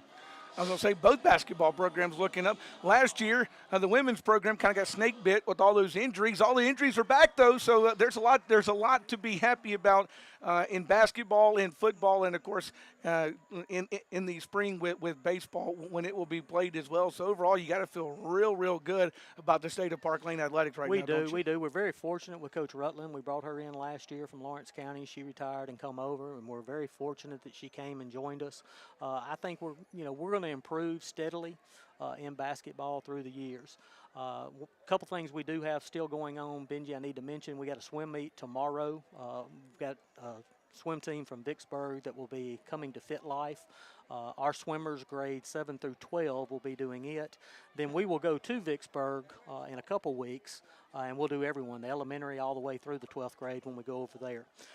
We've got girls soccer also going on, but they've been bitten by that rain bug. Yeah, I was going to say that's another program that's been bitten by the rain. We've lost home games and away games because none of us can get on the field. So, but hopefully Mother Nature will kick back, will cooperate with us next week, and we'll be able to get things in full slate going again. Absolutely, and of course, yeah, we didn't even mention the fact that women's soccer's playing right now when they can play. It's interesting. You get the Park Lane text messages every day, and you're like, man, softball's canceled, soccer's canceled. When are they going to get to play? And I mean, football, even though the games aren't canceled, they're practicing for the most part inside with all the rain they've been having. So, Benji, all of our coaches walked outside yesterday when the sun came out and went, what is that? Yeah. Where did it come from? I think we all how did do we that. get it? Absolutely. Well, Coach Chuck Freeman, we appreciate the hard work that Park Lane administration has done in making sure that these kids have what they need year in and year out to give these Park Lane athletes and the Park Lane students, for that matter, the best opportunities both on the field and in the classrooms. We can't say enough about the great job of the Park Lane administration and what they do. Well, Benji, we're excited to do it. We're proud of our young people and the work they put into it. I got to give a shout out to my live stream crew here. They do a tremendous job. They scared me. I thought we were going to lose them at the beginning of the year, and it kind of sent me back. I thought about turning in my resignation when she came over. So we were glad that they came back, and they're going to be the O'Hearns are going to. They've done a great job, and they're going to try to do at least one home event each week so we can keep the live stream program going. We're actually going to try to get a media class established so we can try to train some of these students, because there's tremendous scholarship money out there available to them if they would just participate and come and listen and come and do a little work for the live stream crew. I was going to say there are full ride scholarships available right here at Southwest Mississippi Community College to work on that Bear TV staff. I know that firsthand. There's a lot of students involved in that program. So, yeah, if Park Lane can get that started, students to definitely take advantage of it. I sure hope they do. Well, Coach Chuck Freeman, we appreciate your time. 6-0 Park Lane wins it on the road next week. Hopefully by the time we get another home game on the schedule, you're not fielding phone calls. You're just saying, hey, we're playing at 7 o'clock. Man, let's get it to a normal routine, Benji. Thank you for having me. Let's get back to a normal routine for sure. Coach Chuck Freeman joining us as the Park Lane Band performs down on the field. We'll step aside for 2 minutes, come back, continue the halftime festivities back in 2 minutes with Pioneer Football on K106.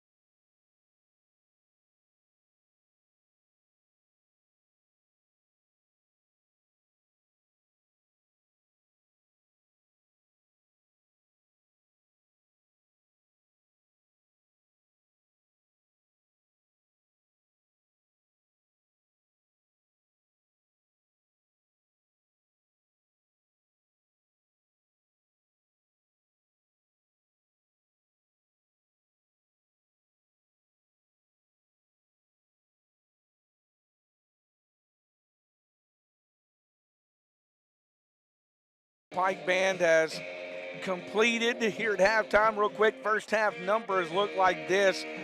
Park Lane was penalized 2 times for 10 yards in the first half. North Pike penalized 3 times for 15 yards in the first half of this one. North Pike with 3 first downs. Park Lane with 8 first downs in the first half of the contest. You look at the plays, North Pike had the football. They go 3 and out, give it to the Pioneers.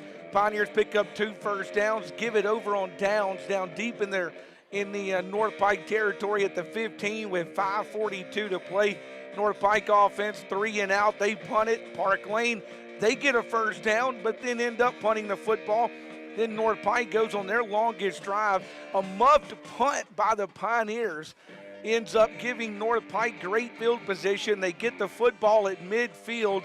They pick up 2 first downs, go to the 17, but give it over on downs, and a big part of that was one of those 3 penalties that was marked off against the Jaguars. They had a 4th and 1 that turned into a 4th and 6. Jags can't convert. They give it back to the Pioneers. Pioneers going to 1, 2, 3, 4, 5, 6, 7, 8, 9, 10, 11, 12 play drive. And it's a 17-yard touchdown reception from a Jefferson to Brewer. Caruth in the end zone. Caruth gets the touchdown. The PAT after the penalty would be no good, and Park Lane would lead this one 6-0. They would give it back to the Jags. Jags don't have a timeout. They get a first down, but then time expires on North Pike, and that's how the first half would end. Jags and Park Lane 6-0 Park Lane after the first half of play, and Park Lane will get the football to start the second half. We got about 60 seconds. Jason, your thoughts on the first half? Well, I think offensively Park Lane moved the ball much better this week than they did last week, so that's a positive. Unfortunately, we haven't put a whole bunch of points on the board yet, so we hope we can keep the offensive momentum going, but make it pay off a little bit more here in the second half. Yeah, Park Lane had a great second half last week. They went into the locker room. They made those corrections. Let's hope they do the same thing today. And it's not really that they need corrections. They just need to clean up the play a little bit better, don't they? Yeah, and it's still early, in practice. You talked about What practice? Yeah, how thrown off practice has been this week. But so, I mean, it's kind of one of those things you think the coaches are down there saying, guys, look, settle down. Just you know what to do. Just run the plays, and everything will be okay. Well, let's give you a couple of scores before we take our final break right quick. Let's see. Wesson is leading. They are playing off. I forgot who they're playing. They're playing West Lincoln, 14-6. Wesson with the lead there. Tri-County's beating Bowling Green 35-0. And let's see. I got a Brookhaven Academy score here. BA 26-0. They're leading Central Holmes at the half. That game being played at MRA tonight. So place we'll get to go a little bit later on here in the season. They're playing on the turf up at MRA. MRA's up in Tennessee playing somebody. So they have rented their field out to Central Holmes, who is playing the home game against Brookhaven Academy. Let's take the timeout. Back in 60 with Pioneer Football on K106.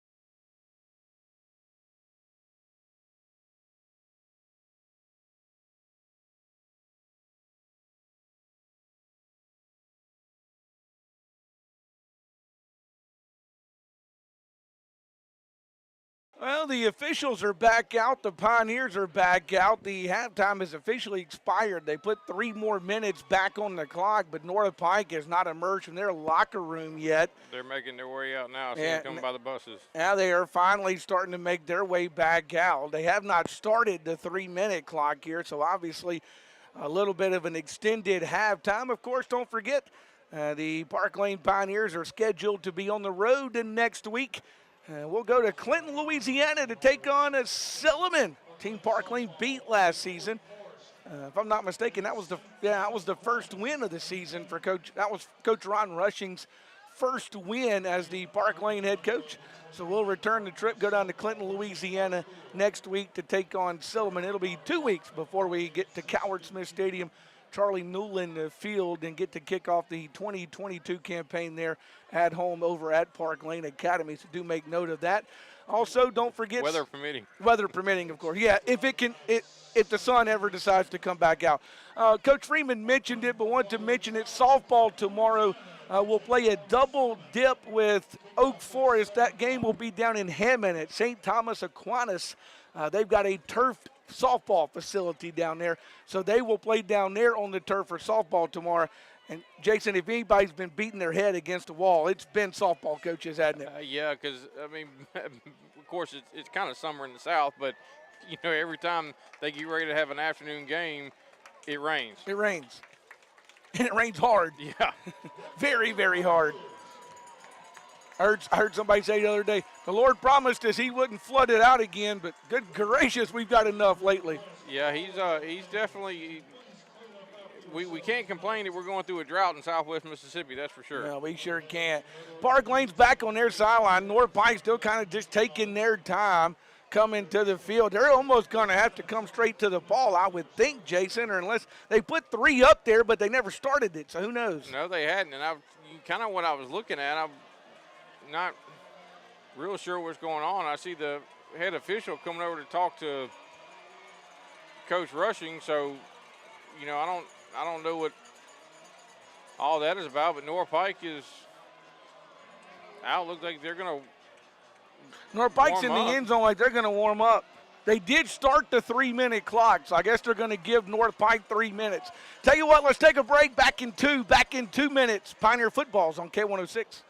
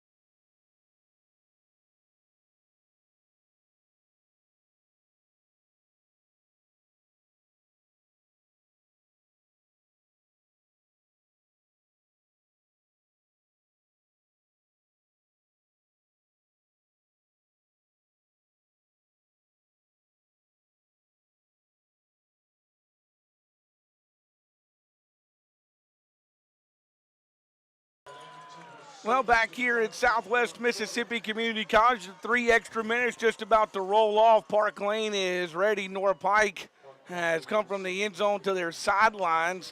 Looks like they're just about ready to go. We'll get the second half of this one started real quick. Tri-County's beating Bowling Green 42-0. That one's gone to the running clock. BA's up 26-0 on Holmes Central, and it's 14-6 Wesson leading West Lincoln. Those are the other games on the Southwest Broadcasting radio stations this evening. Hey, real quick, don't forget the Saturday morning coaches show hits the air tomorrow morning at 9 a.m. with Coach Bill Wallace. Don't forget he wraps up all the scores from Southwest Mississippi, has a very special guest joining him tomorrow as well. And then, of course, Wednesday night, don't forget the Corner Blitz out at live at Guapo's Bar and Grill at 7 o'clock. Wednesday night sports talk is back in Southwest Mississippi, and it's right there at Guapo's Sports Bar and Grill, 7 o'clock Wednesday nights. Well, remember, Park Lane won the toss, and they deferred to the second half, so they got that late score in the first half. They get the ball to start the second half here. So the Pioneer offense will get the football. They put 2 men back deep. They think North Pike may pooch it deep here. Let's see what the Jags decide to do here with this opening kickoff of the second half. And they will kick it down the field deep. Pioneers with a chance to return this one back at the 5. He'll bring it across the 10, the 20, up to the 25, to the 26, and brought down there. And that's where Park Lane will start the second half. Jason, don't think it's a big game. Coach Chuck Freeman was telling us there's still people coming in the gates here at John Iher Stadium tonight. Yeah, Benji, you just look out there, and it's not one side or the other. It's both sides, which you know, you compared it earlier to kind of the Macomb South Pike game. It's not there yet, but it's getting there. It is most definitely getting there, and like everybody knows each other. Yeah. I mean, these people are going to be sitting next to each other in church on Sunday, and it's just, you know, it's kind of. Well, I'll put it to you like this: my niece is playing in the band on the other side, so. and some of them may be sitting across from each other in church Sunday. They may not be sitting next to each other Sunday. May have to take one Sunday off. Pioneers will run the football. They will give it to Toller. He kind of bounced around, and will be down for a short gain if he got anything. He got a couple. What they put, 27? Yeah, give him one. He just kind of bounced around down there, Jason, and finally got about a yard for his trouble. Yeah, just kind of, you know, spun off a couple times, like you said, kind of bounced around the hole, just didn't have a whole lot of room there and got what he could out of it. So it's a gain of 1, put it 2nd down and 9 now for the Park Lane offense. Jefferson running it, hands it off again. This time Pioneers find a room, find a hole. Boy, the hole closed. If not, he was going for 6 as they get the ball to the 40-yard line for Albritton. Pudfart. We got a Jaguar down, Benji. Ball's at the 40-yard line. There's a Jaguar down. It will be 1st down.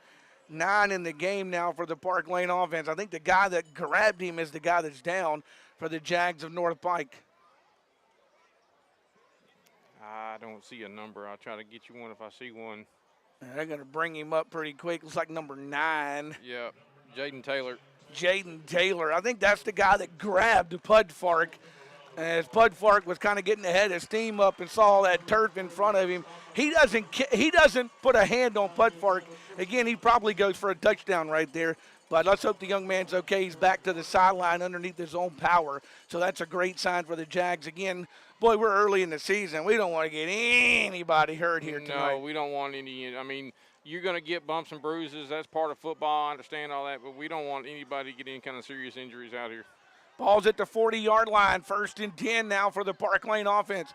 Jefferson out the shotgun formation, hands it off again, being chased, but finds room across the 50, across the 40. Pudfart to the 30, hit at the 25, and will be down at the 21-yard line. What a run for Pudfart. Yeah, Benji, like you said, that hole opened up a little bit more there. If it wasn't for the speed of the defensive back on the North Pike side, Pudfart's going to score. He doesn't start out the fastest in the world, but once he gets ahead of steam, he is hard to catch. Right, and it's not a lot of sideways. It's north and south, and once he starts going north and south, he's kind of a load.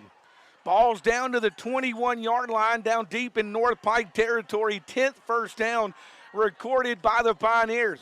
Jefferson with the back, Pudfart beside him, keeps it himself. This time he finds a hole inside the 5, pushing him, touchdown Park Lane. He got a couple offensive linemen that caught up with him about the 2-yard line and pushed him all the way across. Touchdown Park Lane. 2 big runs. Jefferson will get the touchdown with 10:36 to play in the 3rd period. And how does Park Lane come out of the locker room? 1, 2, 3, 4, 5 plays and a touchdown. Yeah, Benji, that's pretty good production right there. Like you said, a couple big runs, too, and that's what Park Lane's done. They've done most of their damage tonight on the ground. Pioneers will go for 1, not for 2 in this situation. The kick is up, wobbles, and gets through. Park Lane will take the 13. Yeah, they hadn't changed the scoreboard yet, but it'll be 13-0 in favor of the Pioneers. A 5-play drive. Pudfart with the big run. Jefferson with the big run. We'll come back in 30 seconds. Back in 30 seconds with Park Lane football on K106.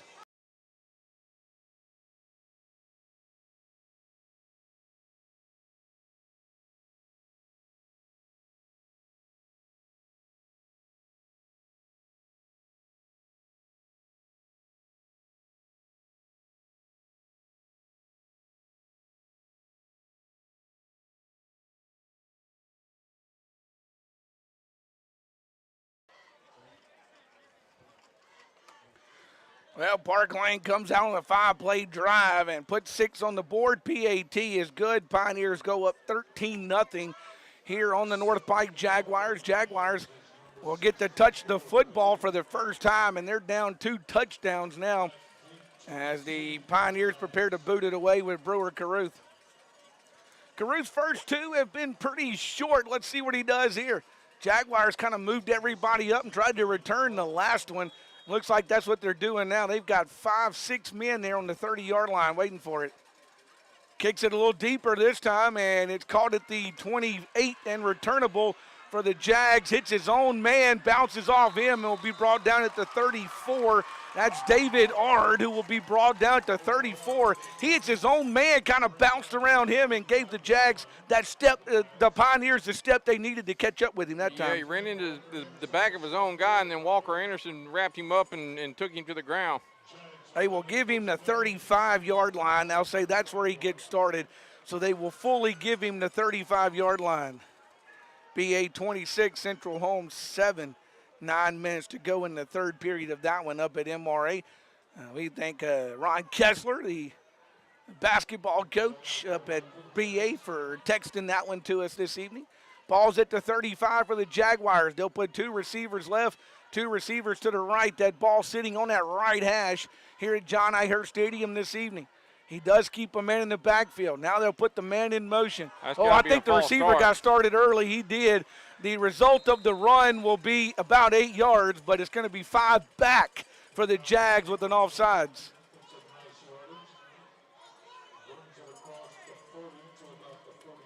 Went to the 43, but it was the receiver that moved. Yeah, he's pointing the other way. The receiver took off running before the ball was snapped.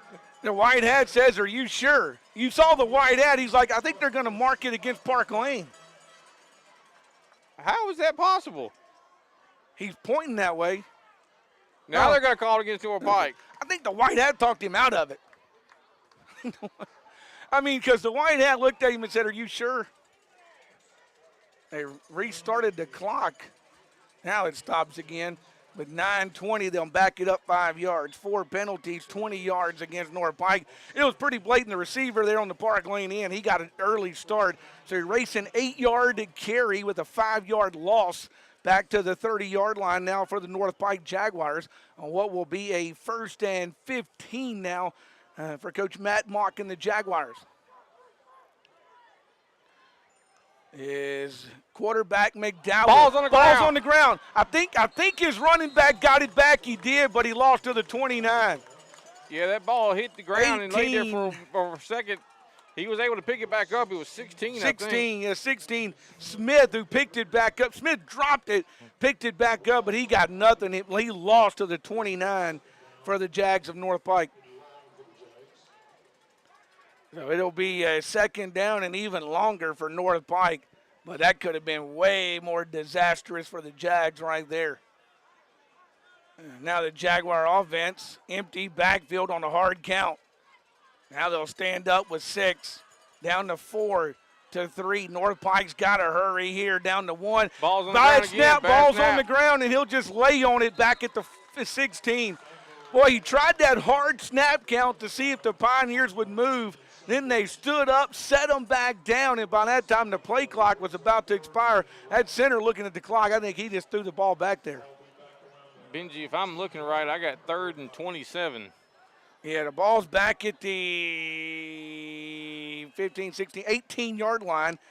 The yard to gain is the 45.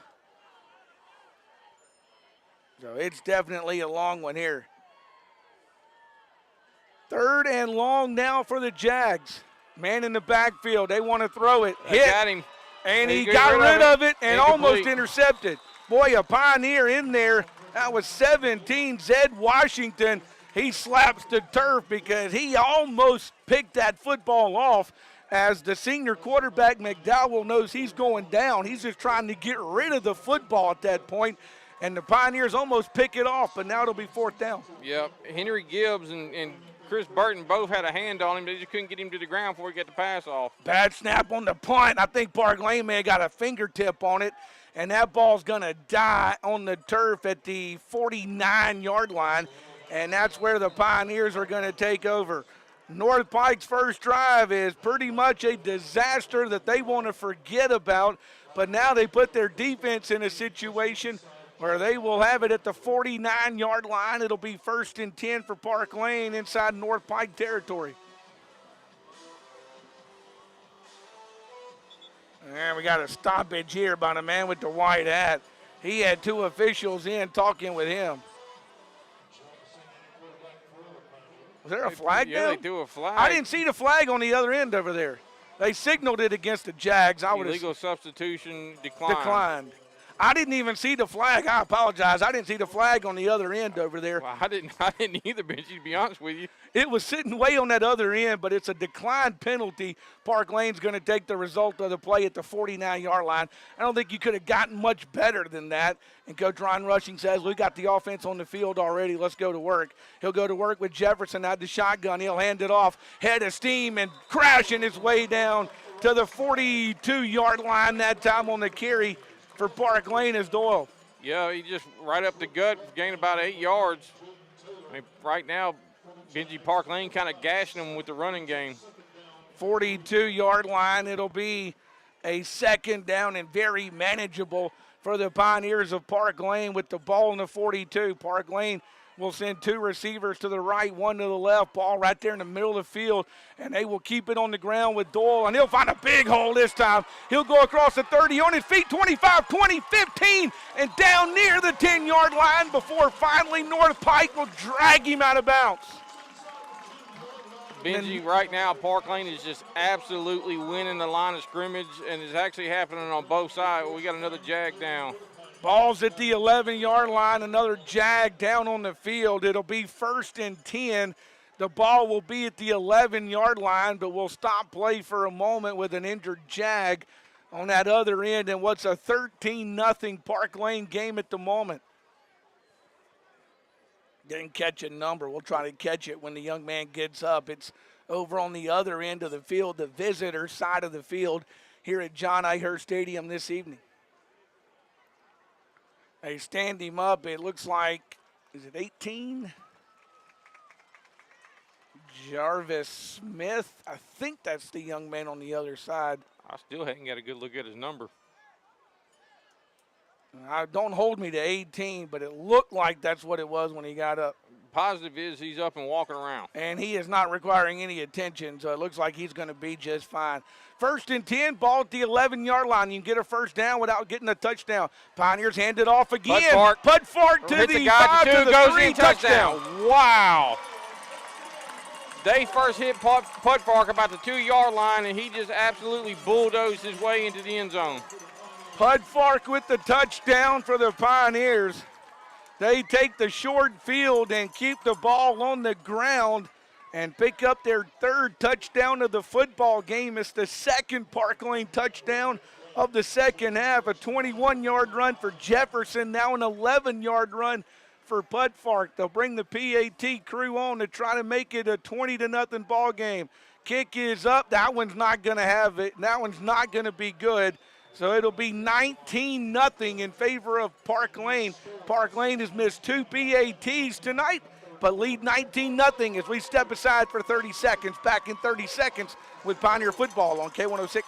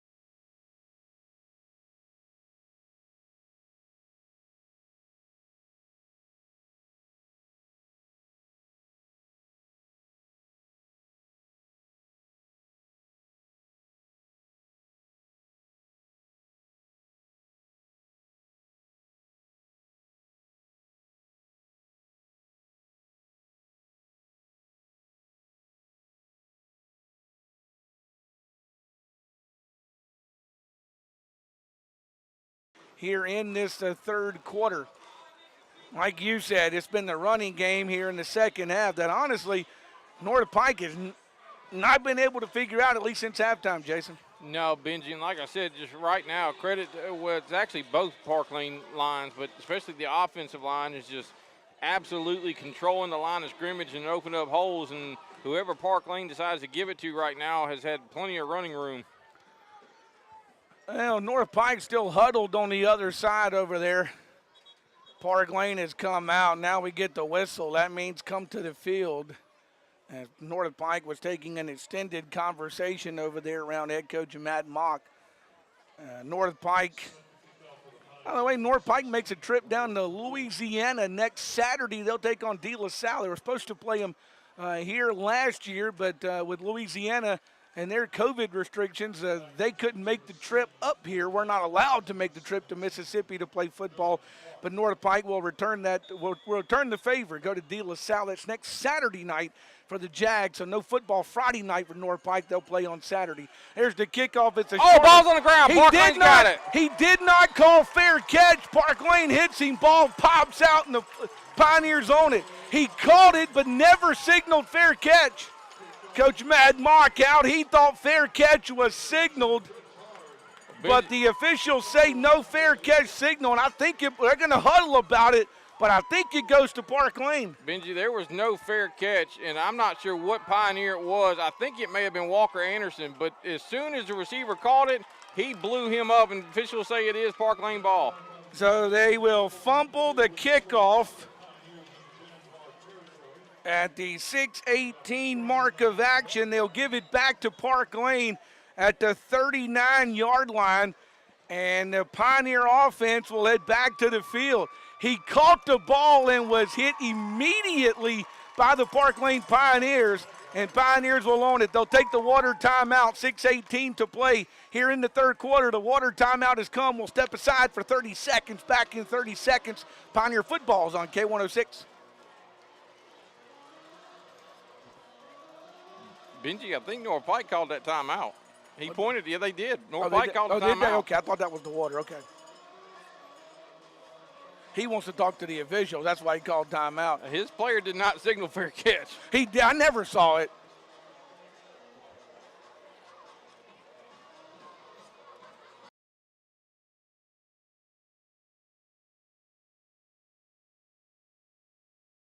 My apologies. We're going to get it right in the book. That was actually a North Pike timeout.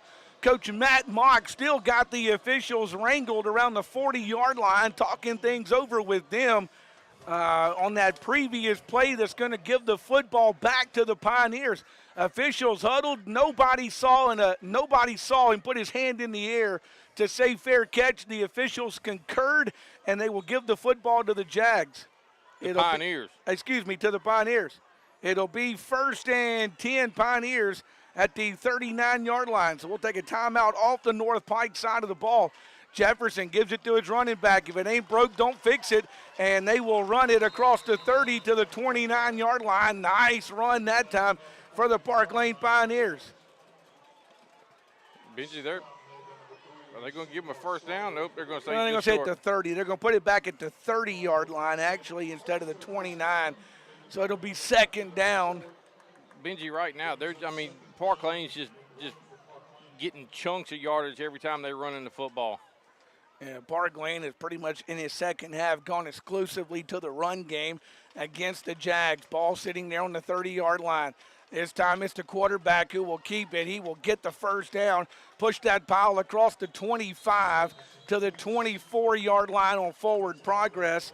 And that is the 12th first down recorded by the Park Lane offense. And again, they stay on the ground with it. Yeah, Benji, like you said, if it ain't broke, don't fix it. Right now, they're clipping off 7, 8, 9 yards every time they run the football. So, why not? But you do kind of got to wonder, though, if you get North Pike sucked in like that, then do you try to hit them over the top? Like I said, until they stop you on the run, I think Park Lane's going to stay with the run. But we'll see. They put 2 receivers to the right, 1 to the left. In fact, Jefferson's going to do that. He's going to go for the home run here, and it is a touchdown Pioneers. Pruitt Hughes. Hughes with the 24-yard touchdown reception with 4:58 to play in the third period, and Park Lane has added another touchdown. Jason, I guess you had ESP going there, huh? I guess so, brother, because, you just kind of lull them to sleep, gassing them up the middle, and then all of a sudden, boop, over the top, here we go. And once again, it was kind of one of those jump balls. Pruitt, a basketball player, throw it up, let him go get it, and he did, came down for touchdown.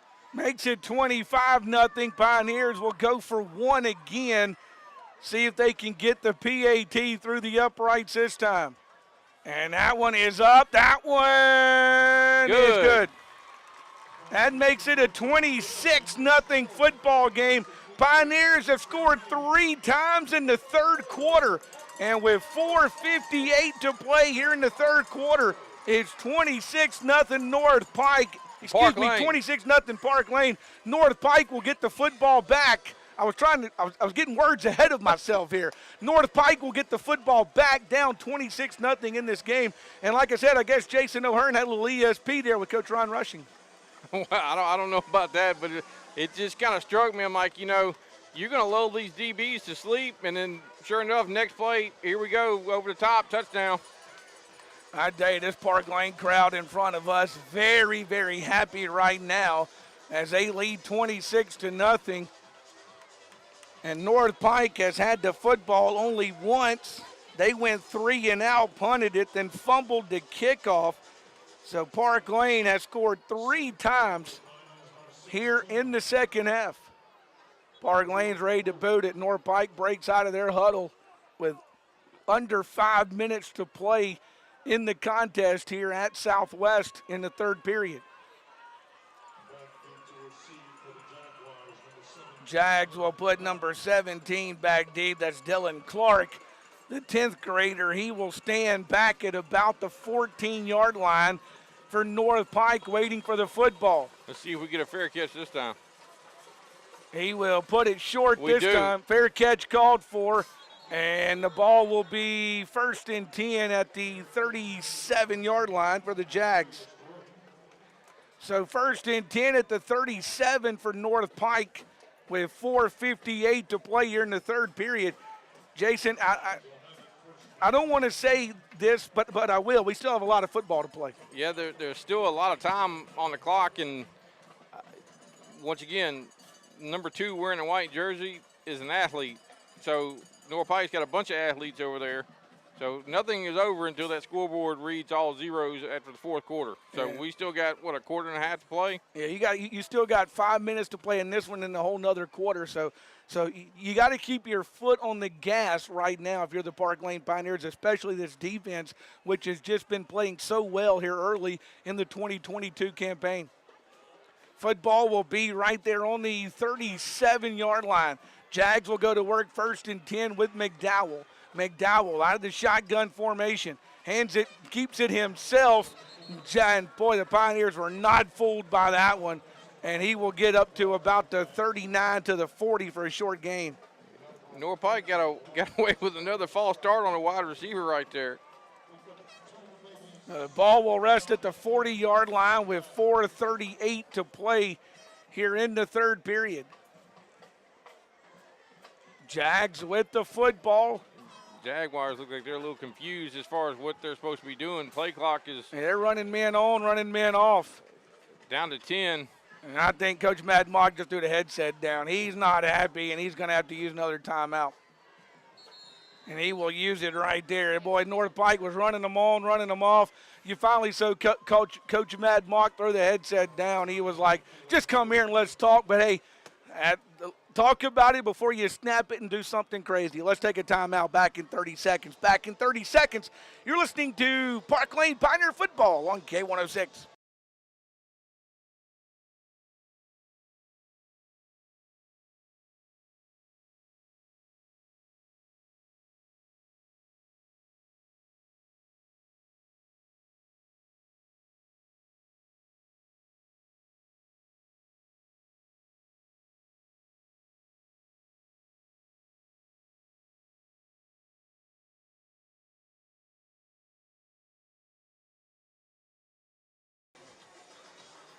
Well, back here at John I. Hurst Stadium, Monroe McKelvin Field, the ball at the 40-yard line, and Jason North Pike forced to use a timeout right there.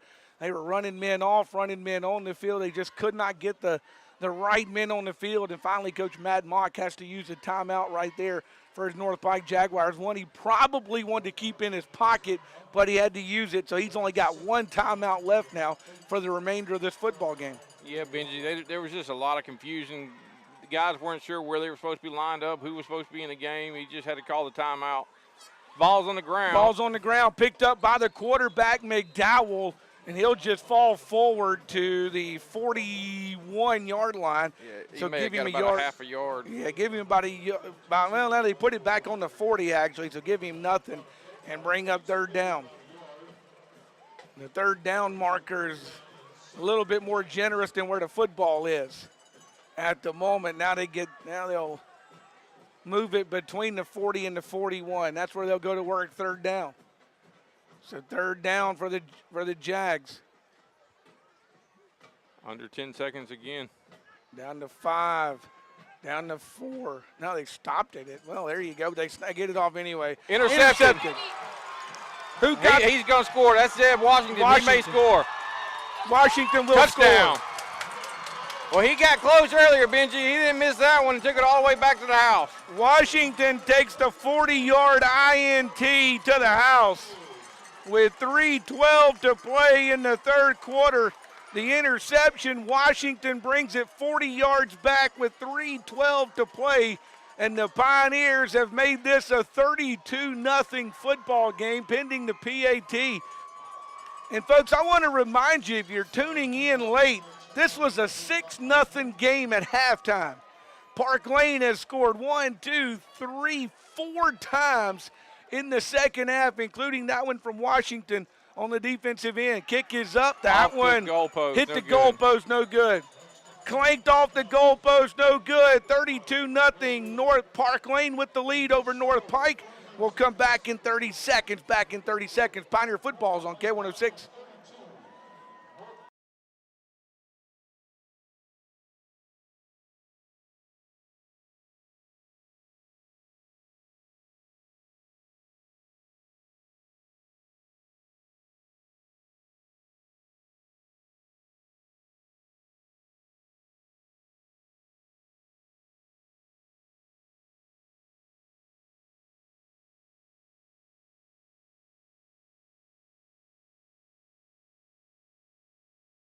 Her Stadium, Monroe McKelvin Field.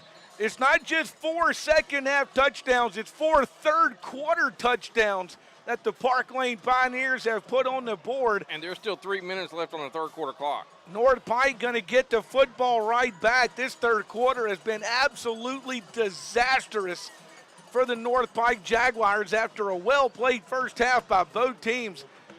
North Pike has just kind of seen the wheels fall off here, see if they can rebound here, or will the Pioneers keep going? Park Lane with the short kick.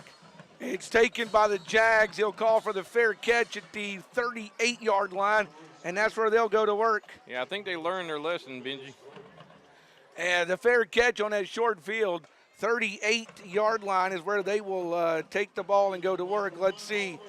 Boca Chica 14, Pisgah 7. That game just now at the half. BA 33, Central Holmes 14 there in the third period. Couple of games being played there. Hadn't heard on the South Pike and Macomb games. South Pike was at Pearl tonight. That's a tall task. Macomb, I think, was hosting Terry over at C.C. Moore Stadium tonight. No, excuse me, Macomb had Jim Hill over at C.C. Moore Stadium. Park Lane on defense again. North Pike with the football. They will keep it with the quarterback. He'll get some room this time and scoot down that sideline to the 50 and into Park Lane territory to the 49-yard line. He was going to step out of bounds. Notice nobody was around him, so he took a few more. That's a senior play right there, Jason. Yep, and Benji, we got another Jaguar down. He goes to the 49. It'll be the first down of the second half. That's 4 in the game. We do have a Jag down on the other end. I think that was 15 Sanders, I think is the Jaguar that's down. Sanders on his own 49-yard line down right now for the North Pike Jaguars. So everybody will take a knee here at John Ihurst Stadium. And it looks like they're about ready to pick him up, which is a good sign if they are. It is 15, so you are right on that at Sanders. Martavion Sanders. He is up and walking off the field. So Sanders back up under his own power in a 32-0 football game. And it will be 1st and 10 for the North Pike Jaguars as they get the first down on the quarterback keeper by Cardell McDowell, who kind of got down that North Pike sideline. Nobody was around him, so he takes advantage of that and scoots down for 2 or 3 more yards and picks up the first down. Now they work on the Park Lane end at the 49. Bad snap. Quarterback picks it up, still able to throw, but he throws it over the head of his receiver out of bounds. That one he picked up off the ground and just had to do something with the football, and that something was he tried to fling it out in the flat to a receiver, but ends up throwing it out of bounds. It'll be 2nd and 10 now. Clock will stop with 2:48 to play here in the third quarter.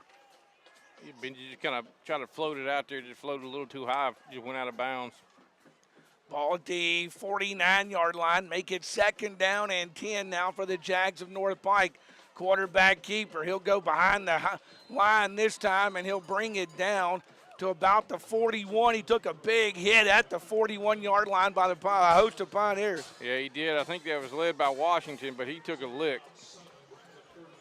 It'll be 3rd down now for North Pike. Football will be at the 42-yard line with 2:24 in the clock running here. John I. Hurst.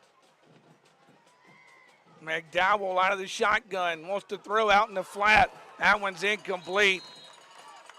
I think it was intended for Jaden Smith, number 20, but it falls incomplete as a Pioneer guy. I think it was Pudfark that got in there and put the pop on him, wasn't it? No, that's actually going to be James Max Finn. He was the one that broke up the play, too. He was engaged with a receiver over there that was trying to block him, came in and was able to break up the play. It looked like he took a pretty good shot to his shoulder.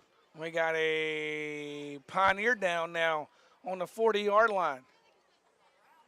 Boy, we've had a lot of players down here. That's James Max Finn. He is up. He's holding that right shoulder a little gingerly. Like I said, I think he got popped pretty good in that right shoulder. But he is up and off under his own power.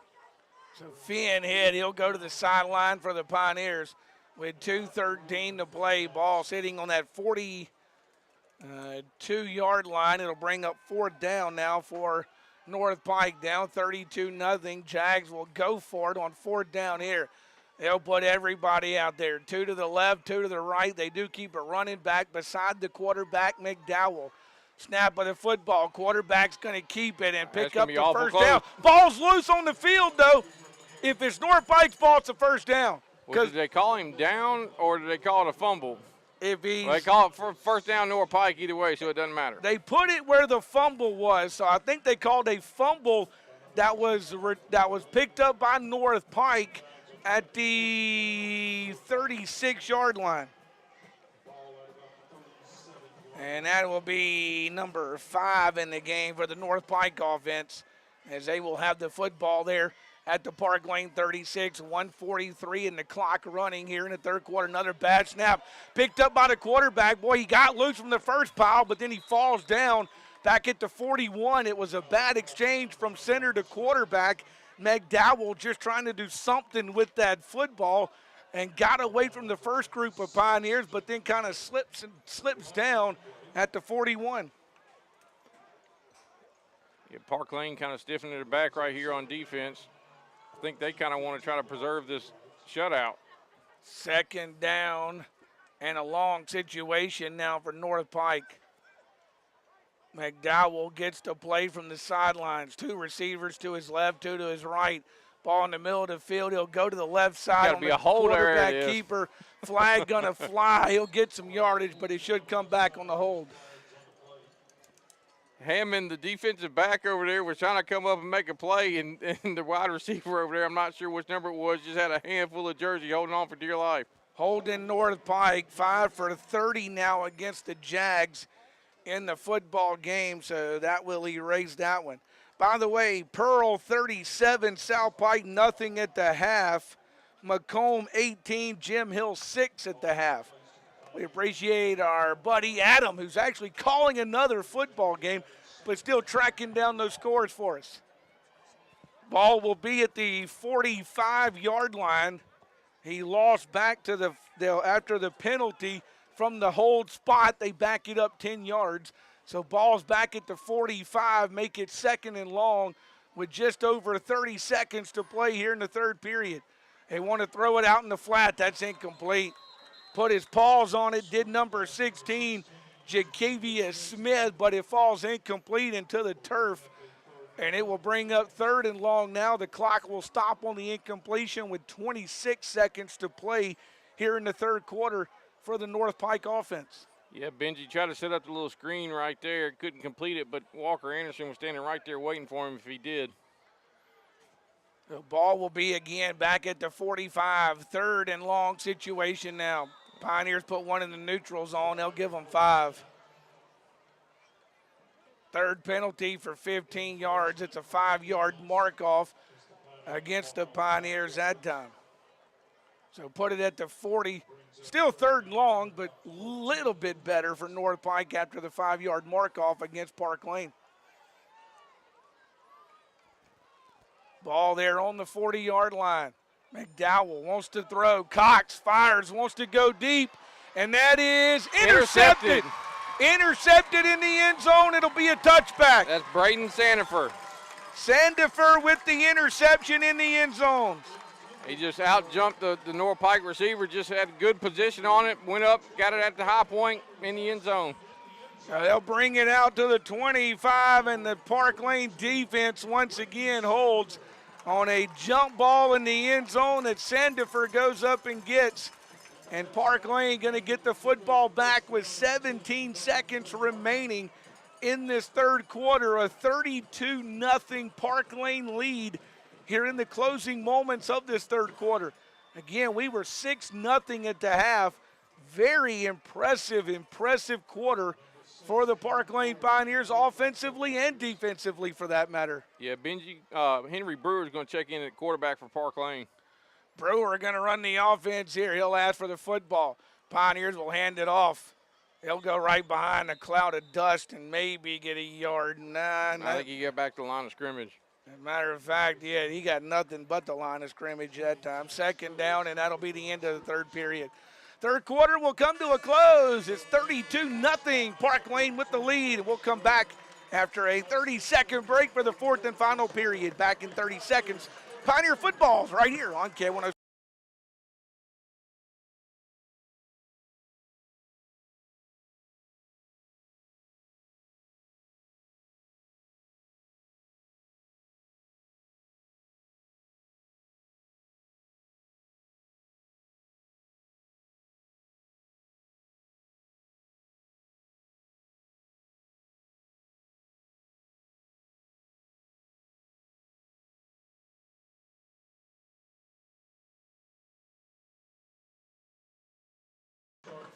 Well, the Pioneers will switch ends of the field, 12 minutes to play. Jason, real quick, very impressive third quarter for the Pioneers. Yeah, you can't ask for much better of a quarter of football right there than what Park Lane had, and that was just pretty impressive. I don't know what adjustments or what Coach Rushing said to him at halftime, but whatever it was, worked. Pioneers will keep Brewer at quarterback. They'll run the football, about a 4-yard gain that time, from the 20 up to about the 24 for Park Lane. They're keeping the ball on the ground and keeping the clock running here in the opening moments of the fourth quarter here for the Pioneers. Natchez 43, Wilkinson County nothing is the score at the half in that one. Henry Brewer continuing to run the offense here as Jefferson. Nothing wrong with him. He's just catching a break there on the sideline, up 32-0. Brewer fakes the throw. They'll run the football again up across the 25 to the 26-yard line that time for Park Lane. 4th and about 4. They're going to send Putt Fark out to punt. So 4th down and 4. Park Lane will run it down as far as they can with just under 11 minutes to play and then boot this football as they ran Henry Brewer out there as the quarterback in this sequence, as Jefferson had a very impressive third quarter. 3 offensive touchdowns and a defensive touchdown for the Pioneers. You know, Benji, that's 2 weeks in a row. Park Lane has started a little slow, but kind of turned it on in the second half. North Pike will field the punt, and he's surrounded by Park Lane jerseys. Got away from him, though, at the 45-50, still going. He gets away from the next group, and the Pioneers finally bring him down on the Park Lane end of the field at the 42-yard line. So the Park Lane punt with 10-17 to play in the game will give it to the North Pike Jaguars. They'll have it 1st and 10 at the 41-yard line. Nice return there. Young man took a chance picking that football up, but it ends up paying off for him. Yeah, Benji kind of caught that one on a bounce, you know, kind of hit him in the gut, and he took off with it. He had about 3 Pioneers on him and was able to break free of them and pick up about 10, 15 more yards. The ball at the 41-yard line. It will be 1st and 10 for the Jags, who are trying to claw back into the football game here, down 32-0 with 10-17 to play here at John I. Hurst Stadium, Monroe McKelvin Field here on the campus of Southwest Mississippi Community College. Jags with the football. McDowell will keep it himself, and he will stretch out for about a 10, 11-yard gain, and will go to the 31, make it 10, and it's close to what's needed. Let's see if he got enough. They say that he got to 30, which is enough for a first down. That's 6 first downs for North Pike in the contest. Now they're bringing it back. We got a penalty marker. Well, McDowell was down cramping up, so I don't know if. Now we got a penalty marker. Big mark off, too, all the way back to the midfield stripe. I missed a penalty, but it was a big one.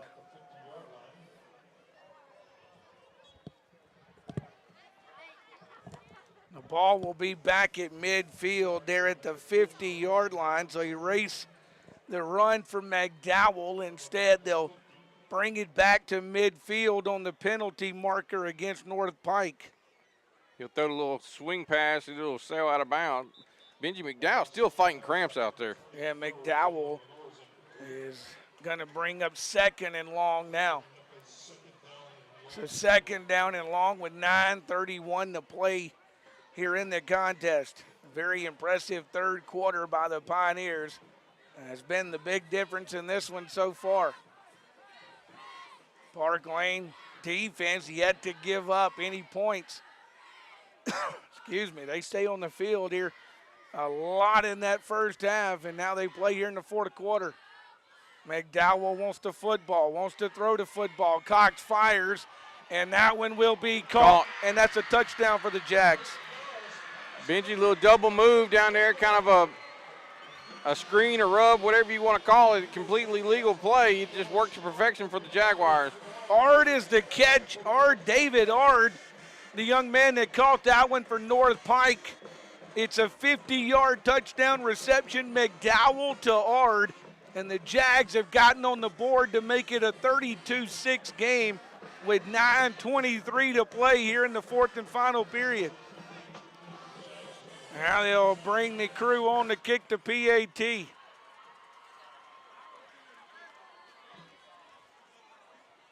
Jefferson's putting his helmet back on. Let's see if he returns in the next sequence for Park Lane. Park Lane goes after the PAT. It's up. It's good for North Pike. 32-7. North Pike breaks the shutout down with 9:23 to play in the football game. And we'll come back after a 30-second break. Back in 30 seconds. Pioneer Football's on K106.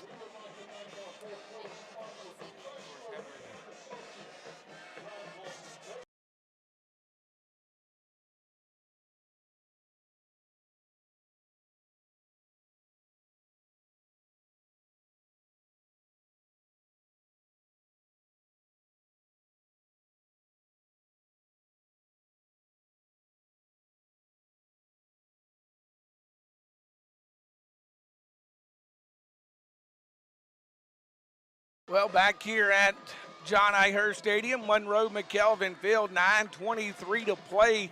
North Pike, a 50-yard touchdown reception. McDowell to Ard. The PAT is good, make it 32-7. And now North Pike will kick this one back to the Pioneers. Franklin County leads West Lincoln 27-0. BA 40-14, they're leading. They got some big lopsided scores in high school football in what is week 2 for the MAIS and week 1 for the MHSAA, and we got 2 of those teams playing here at John I. Hurst Stadium tonight. 9:23 showing on the clock. Jags will kick this one to the Pioneers. And that one will sell into the end zone for a touchback. Yeah, Park Lane kind of had their guys up just playing against the onside kick, and young man for North Pike there, I believe that is Mr. Ty Jones. He's got a pretty good leg on him, especially for a sophomore. Yeah. And he puts it back in the end zone, so they'll bring it, of course, out. You know, Benji, that's something we've talked about before, but if you have a legit kicker in high school football, you have a weapon. Yeah, you do. You absolutely do, because a man with a big foot like that, you know, again, he's flipping the field. Yeah, absolutely. Now you're back at the 20-yard line. Pioneers, by the way, do stay with Brewer at quarterback. Jefferson put the helmet on, but Coach Ron Rushing sends Brewer out, lets him run this sequence. Pioneers will keep it on the ground, and they'll run it to about the 25 for a gain of 5.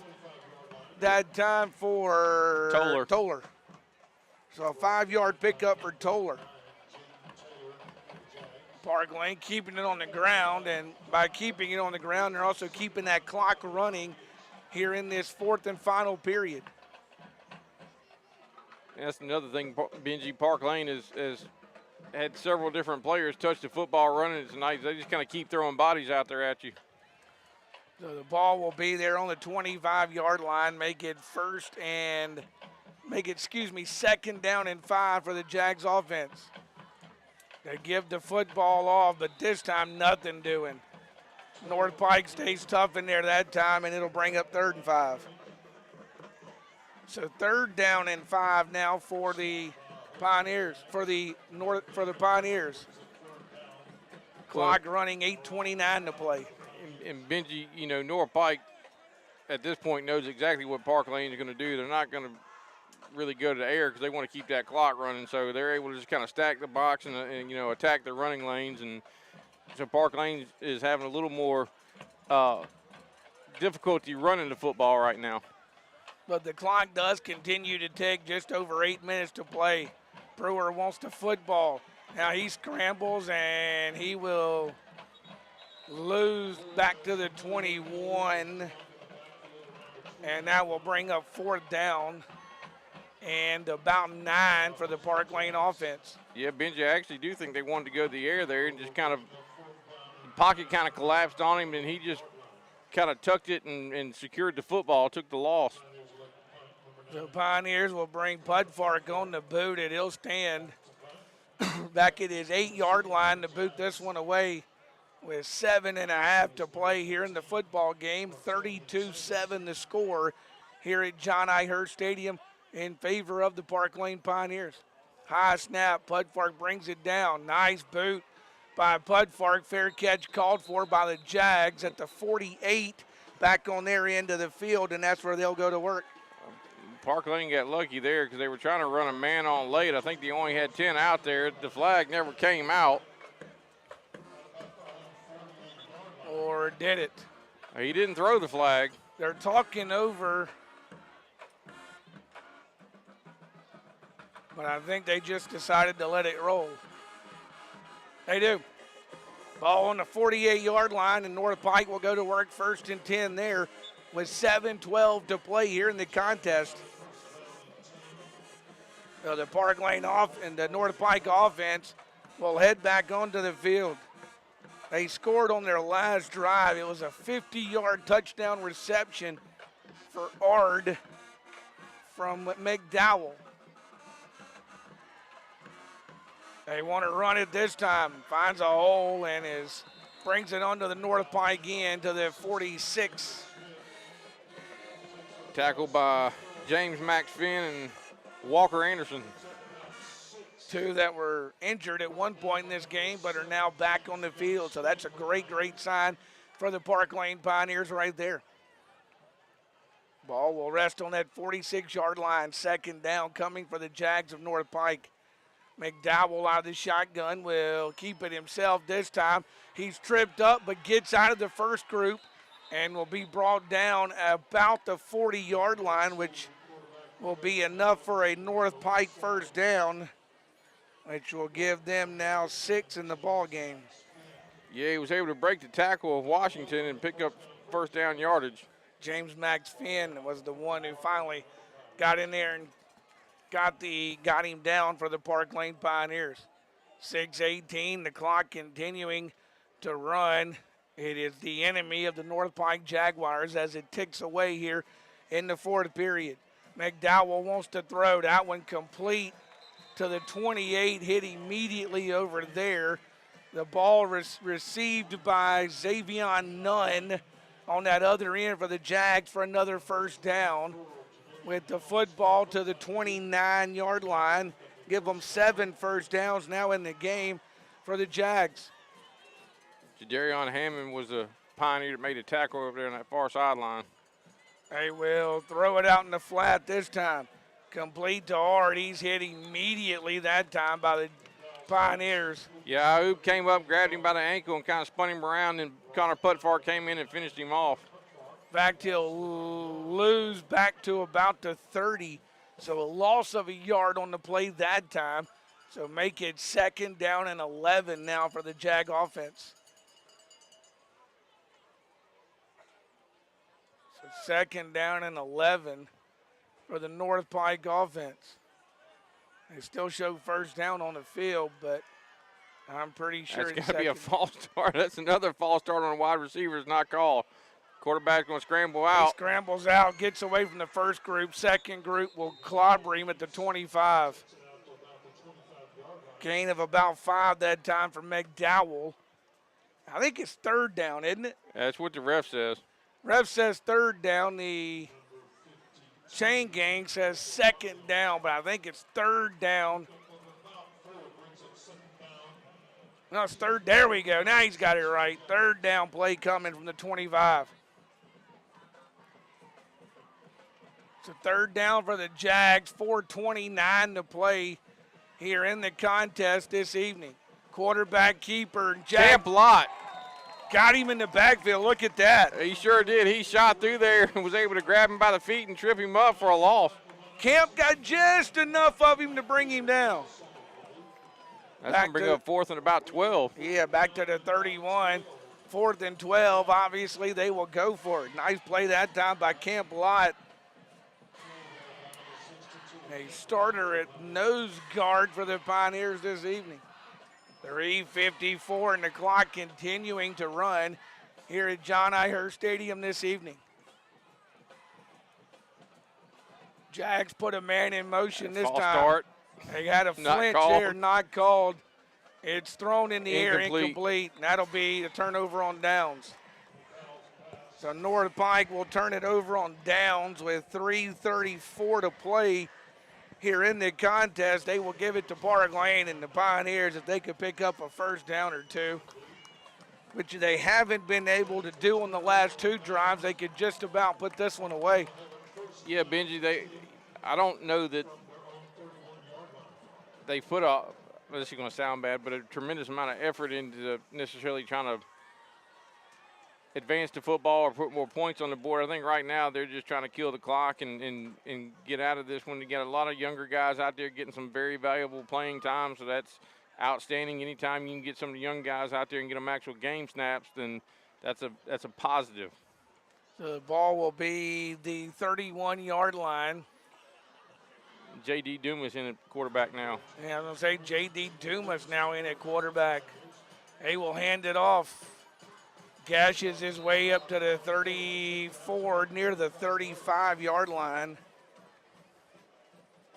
Does Park Lane. Clock is stopped at the moment. I'm not sure why. Why is the clock stopped? Now there are officials asking for the clock to run. Yeah, all of them are telling them to run. The clock's not running. Now it's going. And now they start that clock back. Ball's at the 35-yard line. It'll be a second down play for the Pioneers. They'll run it up, fighting, still fighting. Nice job there by the Pioneers. They fight to the 41-yard line. Bring up third and about 2 for Park Lane. Carrying at that time was Toller, I think, wasn't it? It was Toller. Jax Toller. He brings it to the 39-yard line for the Pioneers. Brings up a third and short for Park Lane.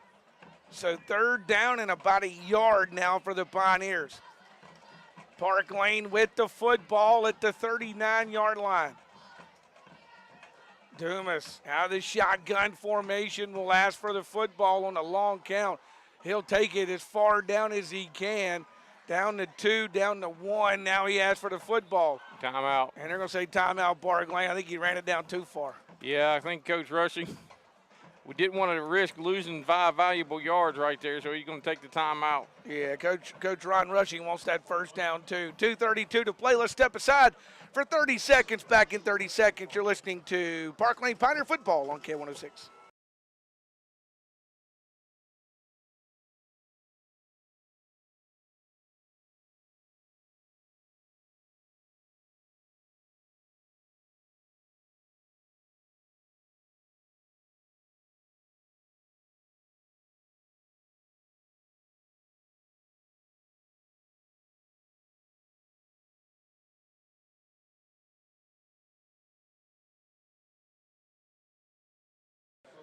Well, the ball will be at the 40-yard line. Coach Ron Rushing using a timeout as the play clock was expiring in order not to lose the 5-yard mark off against Park Lane. He takes the timeout on what will be a third down and 1 play. Pioneers will hand it off, and he will stretch across and get the first down. First down, Park Lane on the carry. According to the spot, that's the first down. Yeah, they haven't Now moved. Now they say official. move them. To the 42-yard line, he got more than what he needed. 13 first downs for Park Lane, and the clock will roll as now Park Lane can keep this one on the ground and kind of massage that clock onto the double zeros. Ball on the 42-yard line. Again, Pioneers won't get in a hurry here, down to 8, but they got to get it snapped. Yeah, they're going to run the senior quarterback, Will Dreher, out. The fourth quarterback used by the Pioneers. He'll hand it off in a big run, but a big hit at the 49-yard line. Yeah, Doyle took a big shot, but he picked up probably 6-7 yards right there. And Doyle will get it. Let's see, got a final here. BA's beat Central home 40-14. BA at home next week against Bowling Green. Bowling Green was losing last. We heard from them, 1:21 and the clock running. Ball at the 49-yard line for the Jags of North Pike here at John I. Hurst Stadium.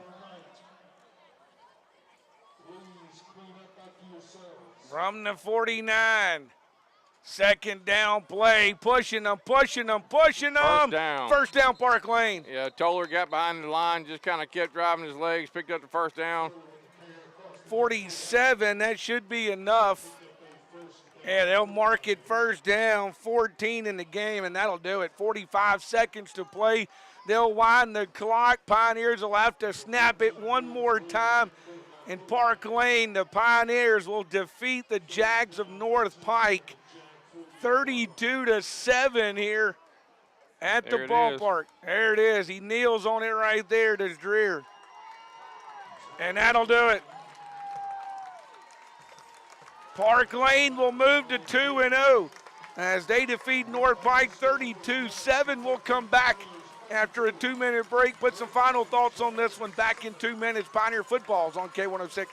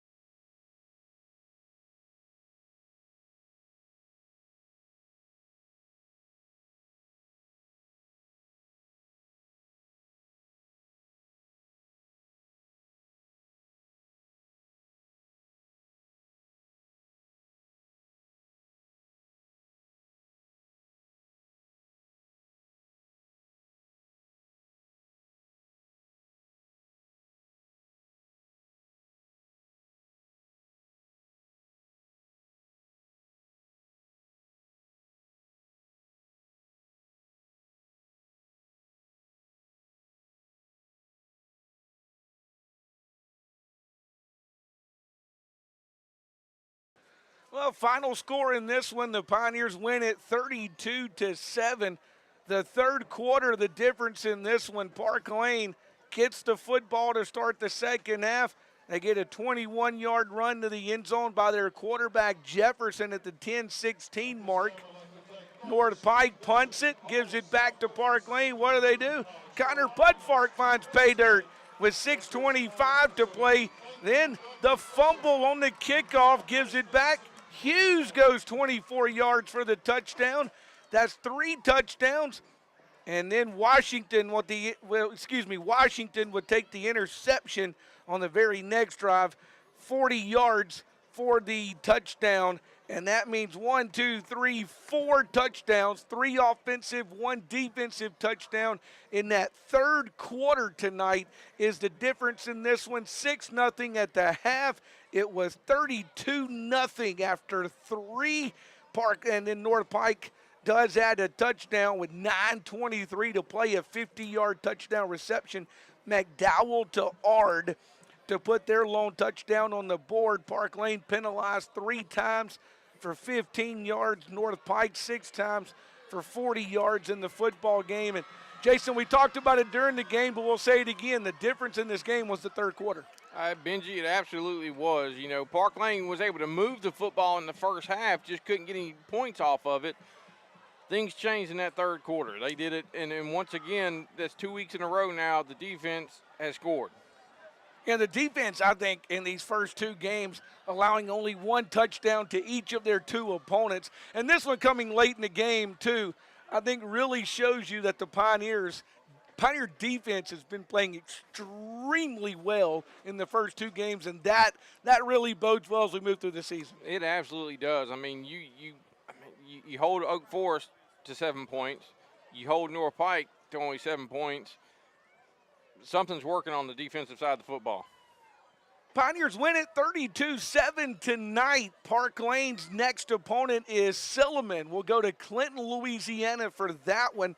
But the Pioneers start 2-0, and Coach Ron Rushing's his second year. And I tell you, and for folks who haven't been out to see this Park Lane team, this is a much different Pioneer team than it was 1 season ago. Yes, Benji, it is. You know, I don't know how to describe it other than I did talk to Coach Rushing, and he said the main difference is you know, people are starting to line up where they're supposed to. They're starting to understand the concepts better, so therefore they're in the right position more often. So right now it's paying off, especially defensively. That defensive group is something right now. Defense has been lights out. Offense, even though they get off to a slow start, the second half of that Oak Forest game, now the second half of the Park Lane game, we see the offense come alive. They scored 20 in the second half against Oak Forest. They put, you know, was it four touchdowns in the second, 3 touchdowns, 3 offensive touchdowns on the board. So just about the same amount in the second half of this one. In the second half, something in that locker room, they are figuring out, and they're coming out with like a head of steam in the second half. Yeah, kudos to the coaches for being able to make adjustments. And I mean, so far, whatever adjustments they're making is working, because they have come out and pretty much dominated the second half of both games so far. Final score in this one, 32-7. We go to Silliman next week down in Clinton, Louisiana. Boy, how big, and you definitely don't want to count your chickens before they hatch, but how big would it be to go back to Coward Smith Stadium 3-0? Benji, it'd be huge. And you know, so far, you know, Coach Rushing last year, first game at Oak Forest, he took a pretty big loss. He avenged that. Later on, he took a loss to North Pike. He's avenged that. Took a loss at Cathedral last year. They're coming to our place this year. He has potential to flip three of the losses from last year real quick. Absolutely, but a lot of football still to play this season. But right now, Coach Ron Rushing just got the ice bath. He is, let's just say he's going to go home wet tonight and not from rain. Yeah, he may want to go put a jacket on out there, because and I tell you what, I don't know that he was real happy with a couple of those players. So somebody may be running some gassers tomorrow morning. I was going to say he's staring down that line, looking at him, but he does take the ice bath tonight here at John Iher Stadium, Monroe McKelvin Field. Hey, thanks for joining us, and a big thank you to Southwest. Boy, I tell you, they were so gracious to allow this game to be the first game played on the turf here at Southwest Mississippi Community College. They play here Thursday night. Cannot support them. They take on Mississippi Delta here Thursday night. But, boy, I tell you, beautiful facility. And you just can't say enough about the facility and just Dr. Steve Bishop rolling out the red carpet tonight for Parkland. Yeah, Benji, like you said, kudos to Southwest for doing this. And, look, they're going to let somebody else play on it tomorrow night before they get a chance to. But, like you said, come out and support these Bears. I mean, Coach Collins has got something going on here at Southwest. He absolutely does. He's got several transfers that have come in that are going to make a big difference, some returners that should make a big difference as well. Thursday night, Mississippi Delta Community College, 7 o'clock kickoff, 6:30 airtime. We'll have that game for you right here on K106, K106.net, and the free K106 app. Hey, thanks for joining us for Park Lane Pioneer Football. Don't forget the Coaches Show tomorrow morning with Coach Bill Wallace is at 9. And we'll see you next Friday night down in Clinton, Louisiana. We think, anyway, depending on what Mother Nature does this week, we think we'll see you in Clinton, Louisiana next Friday night for Park Lane Pioneer Football right here on K106, K106.net, and the free K106 app. Final score, final time. Pioneers win it 32-7. We'll see you next Friday night.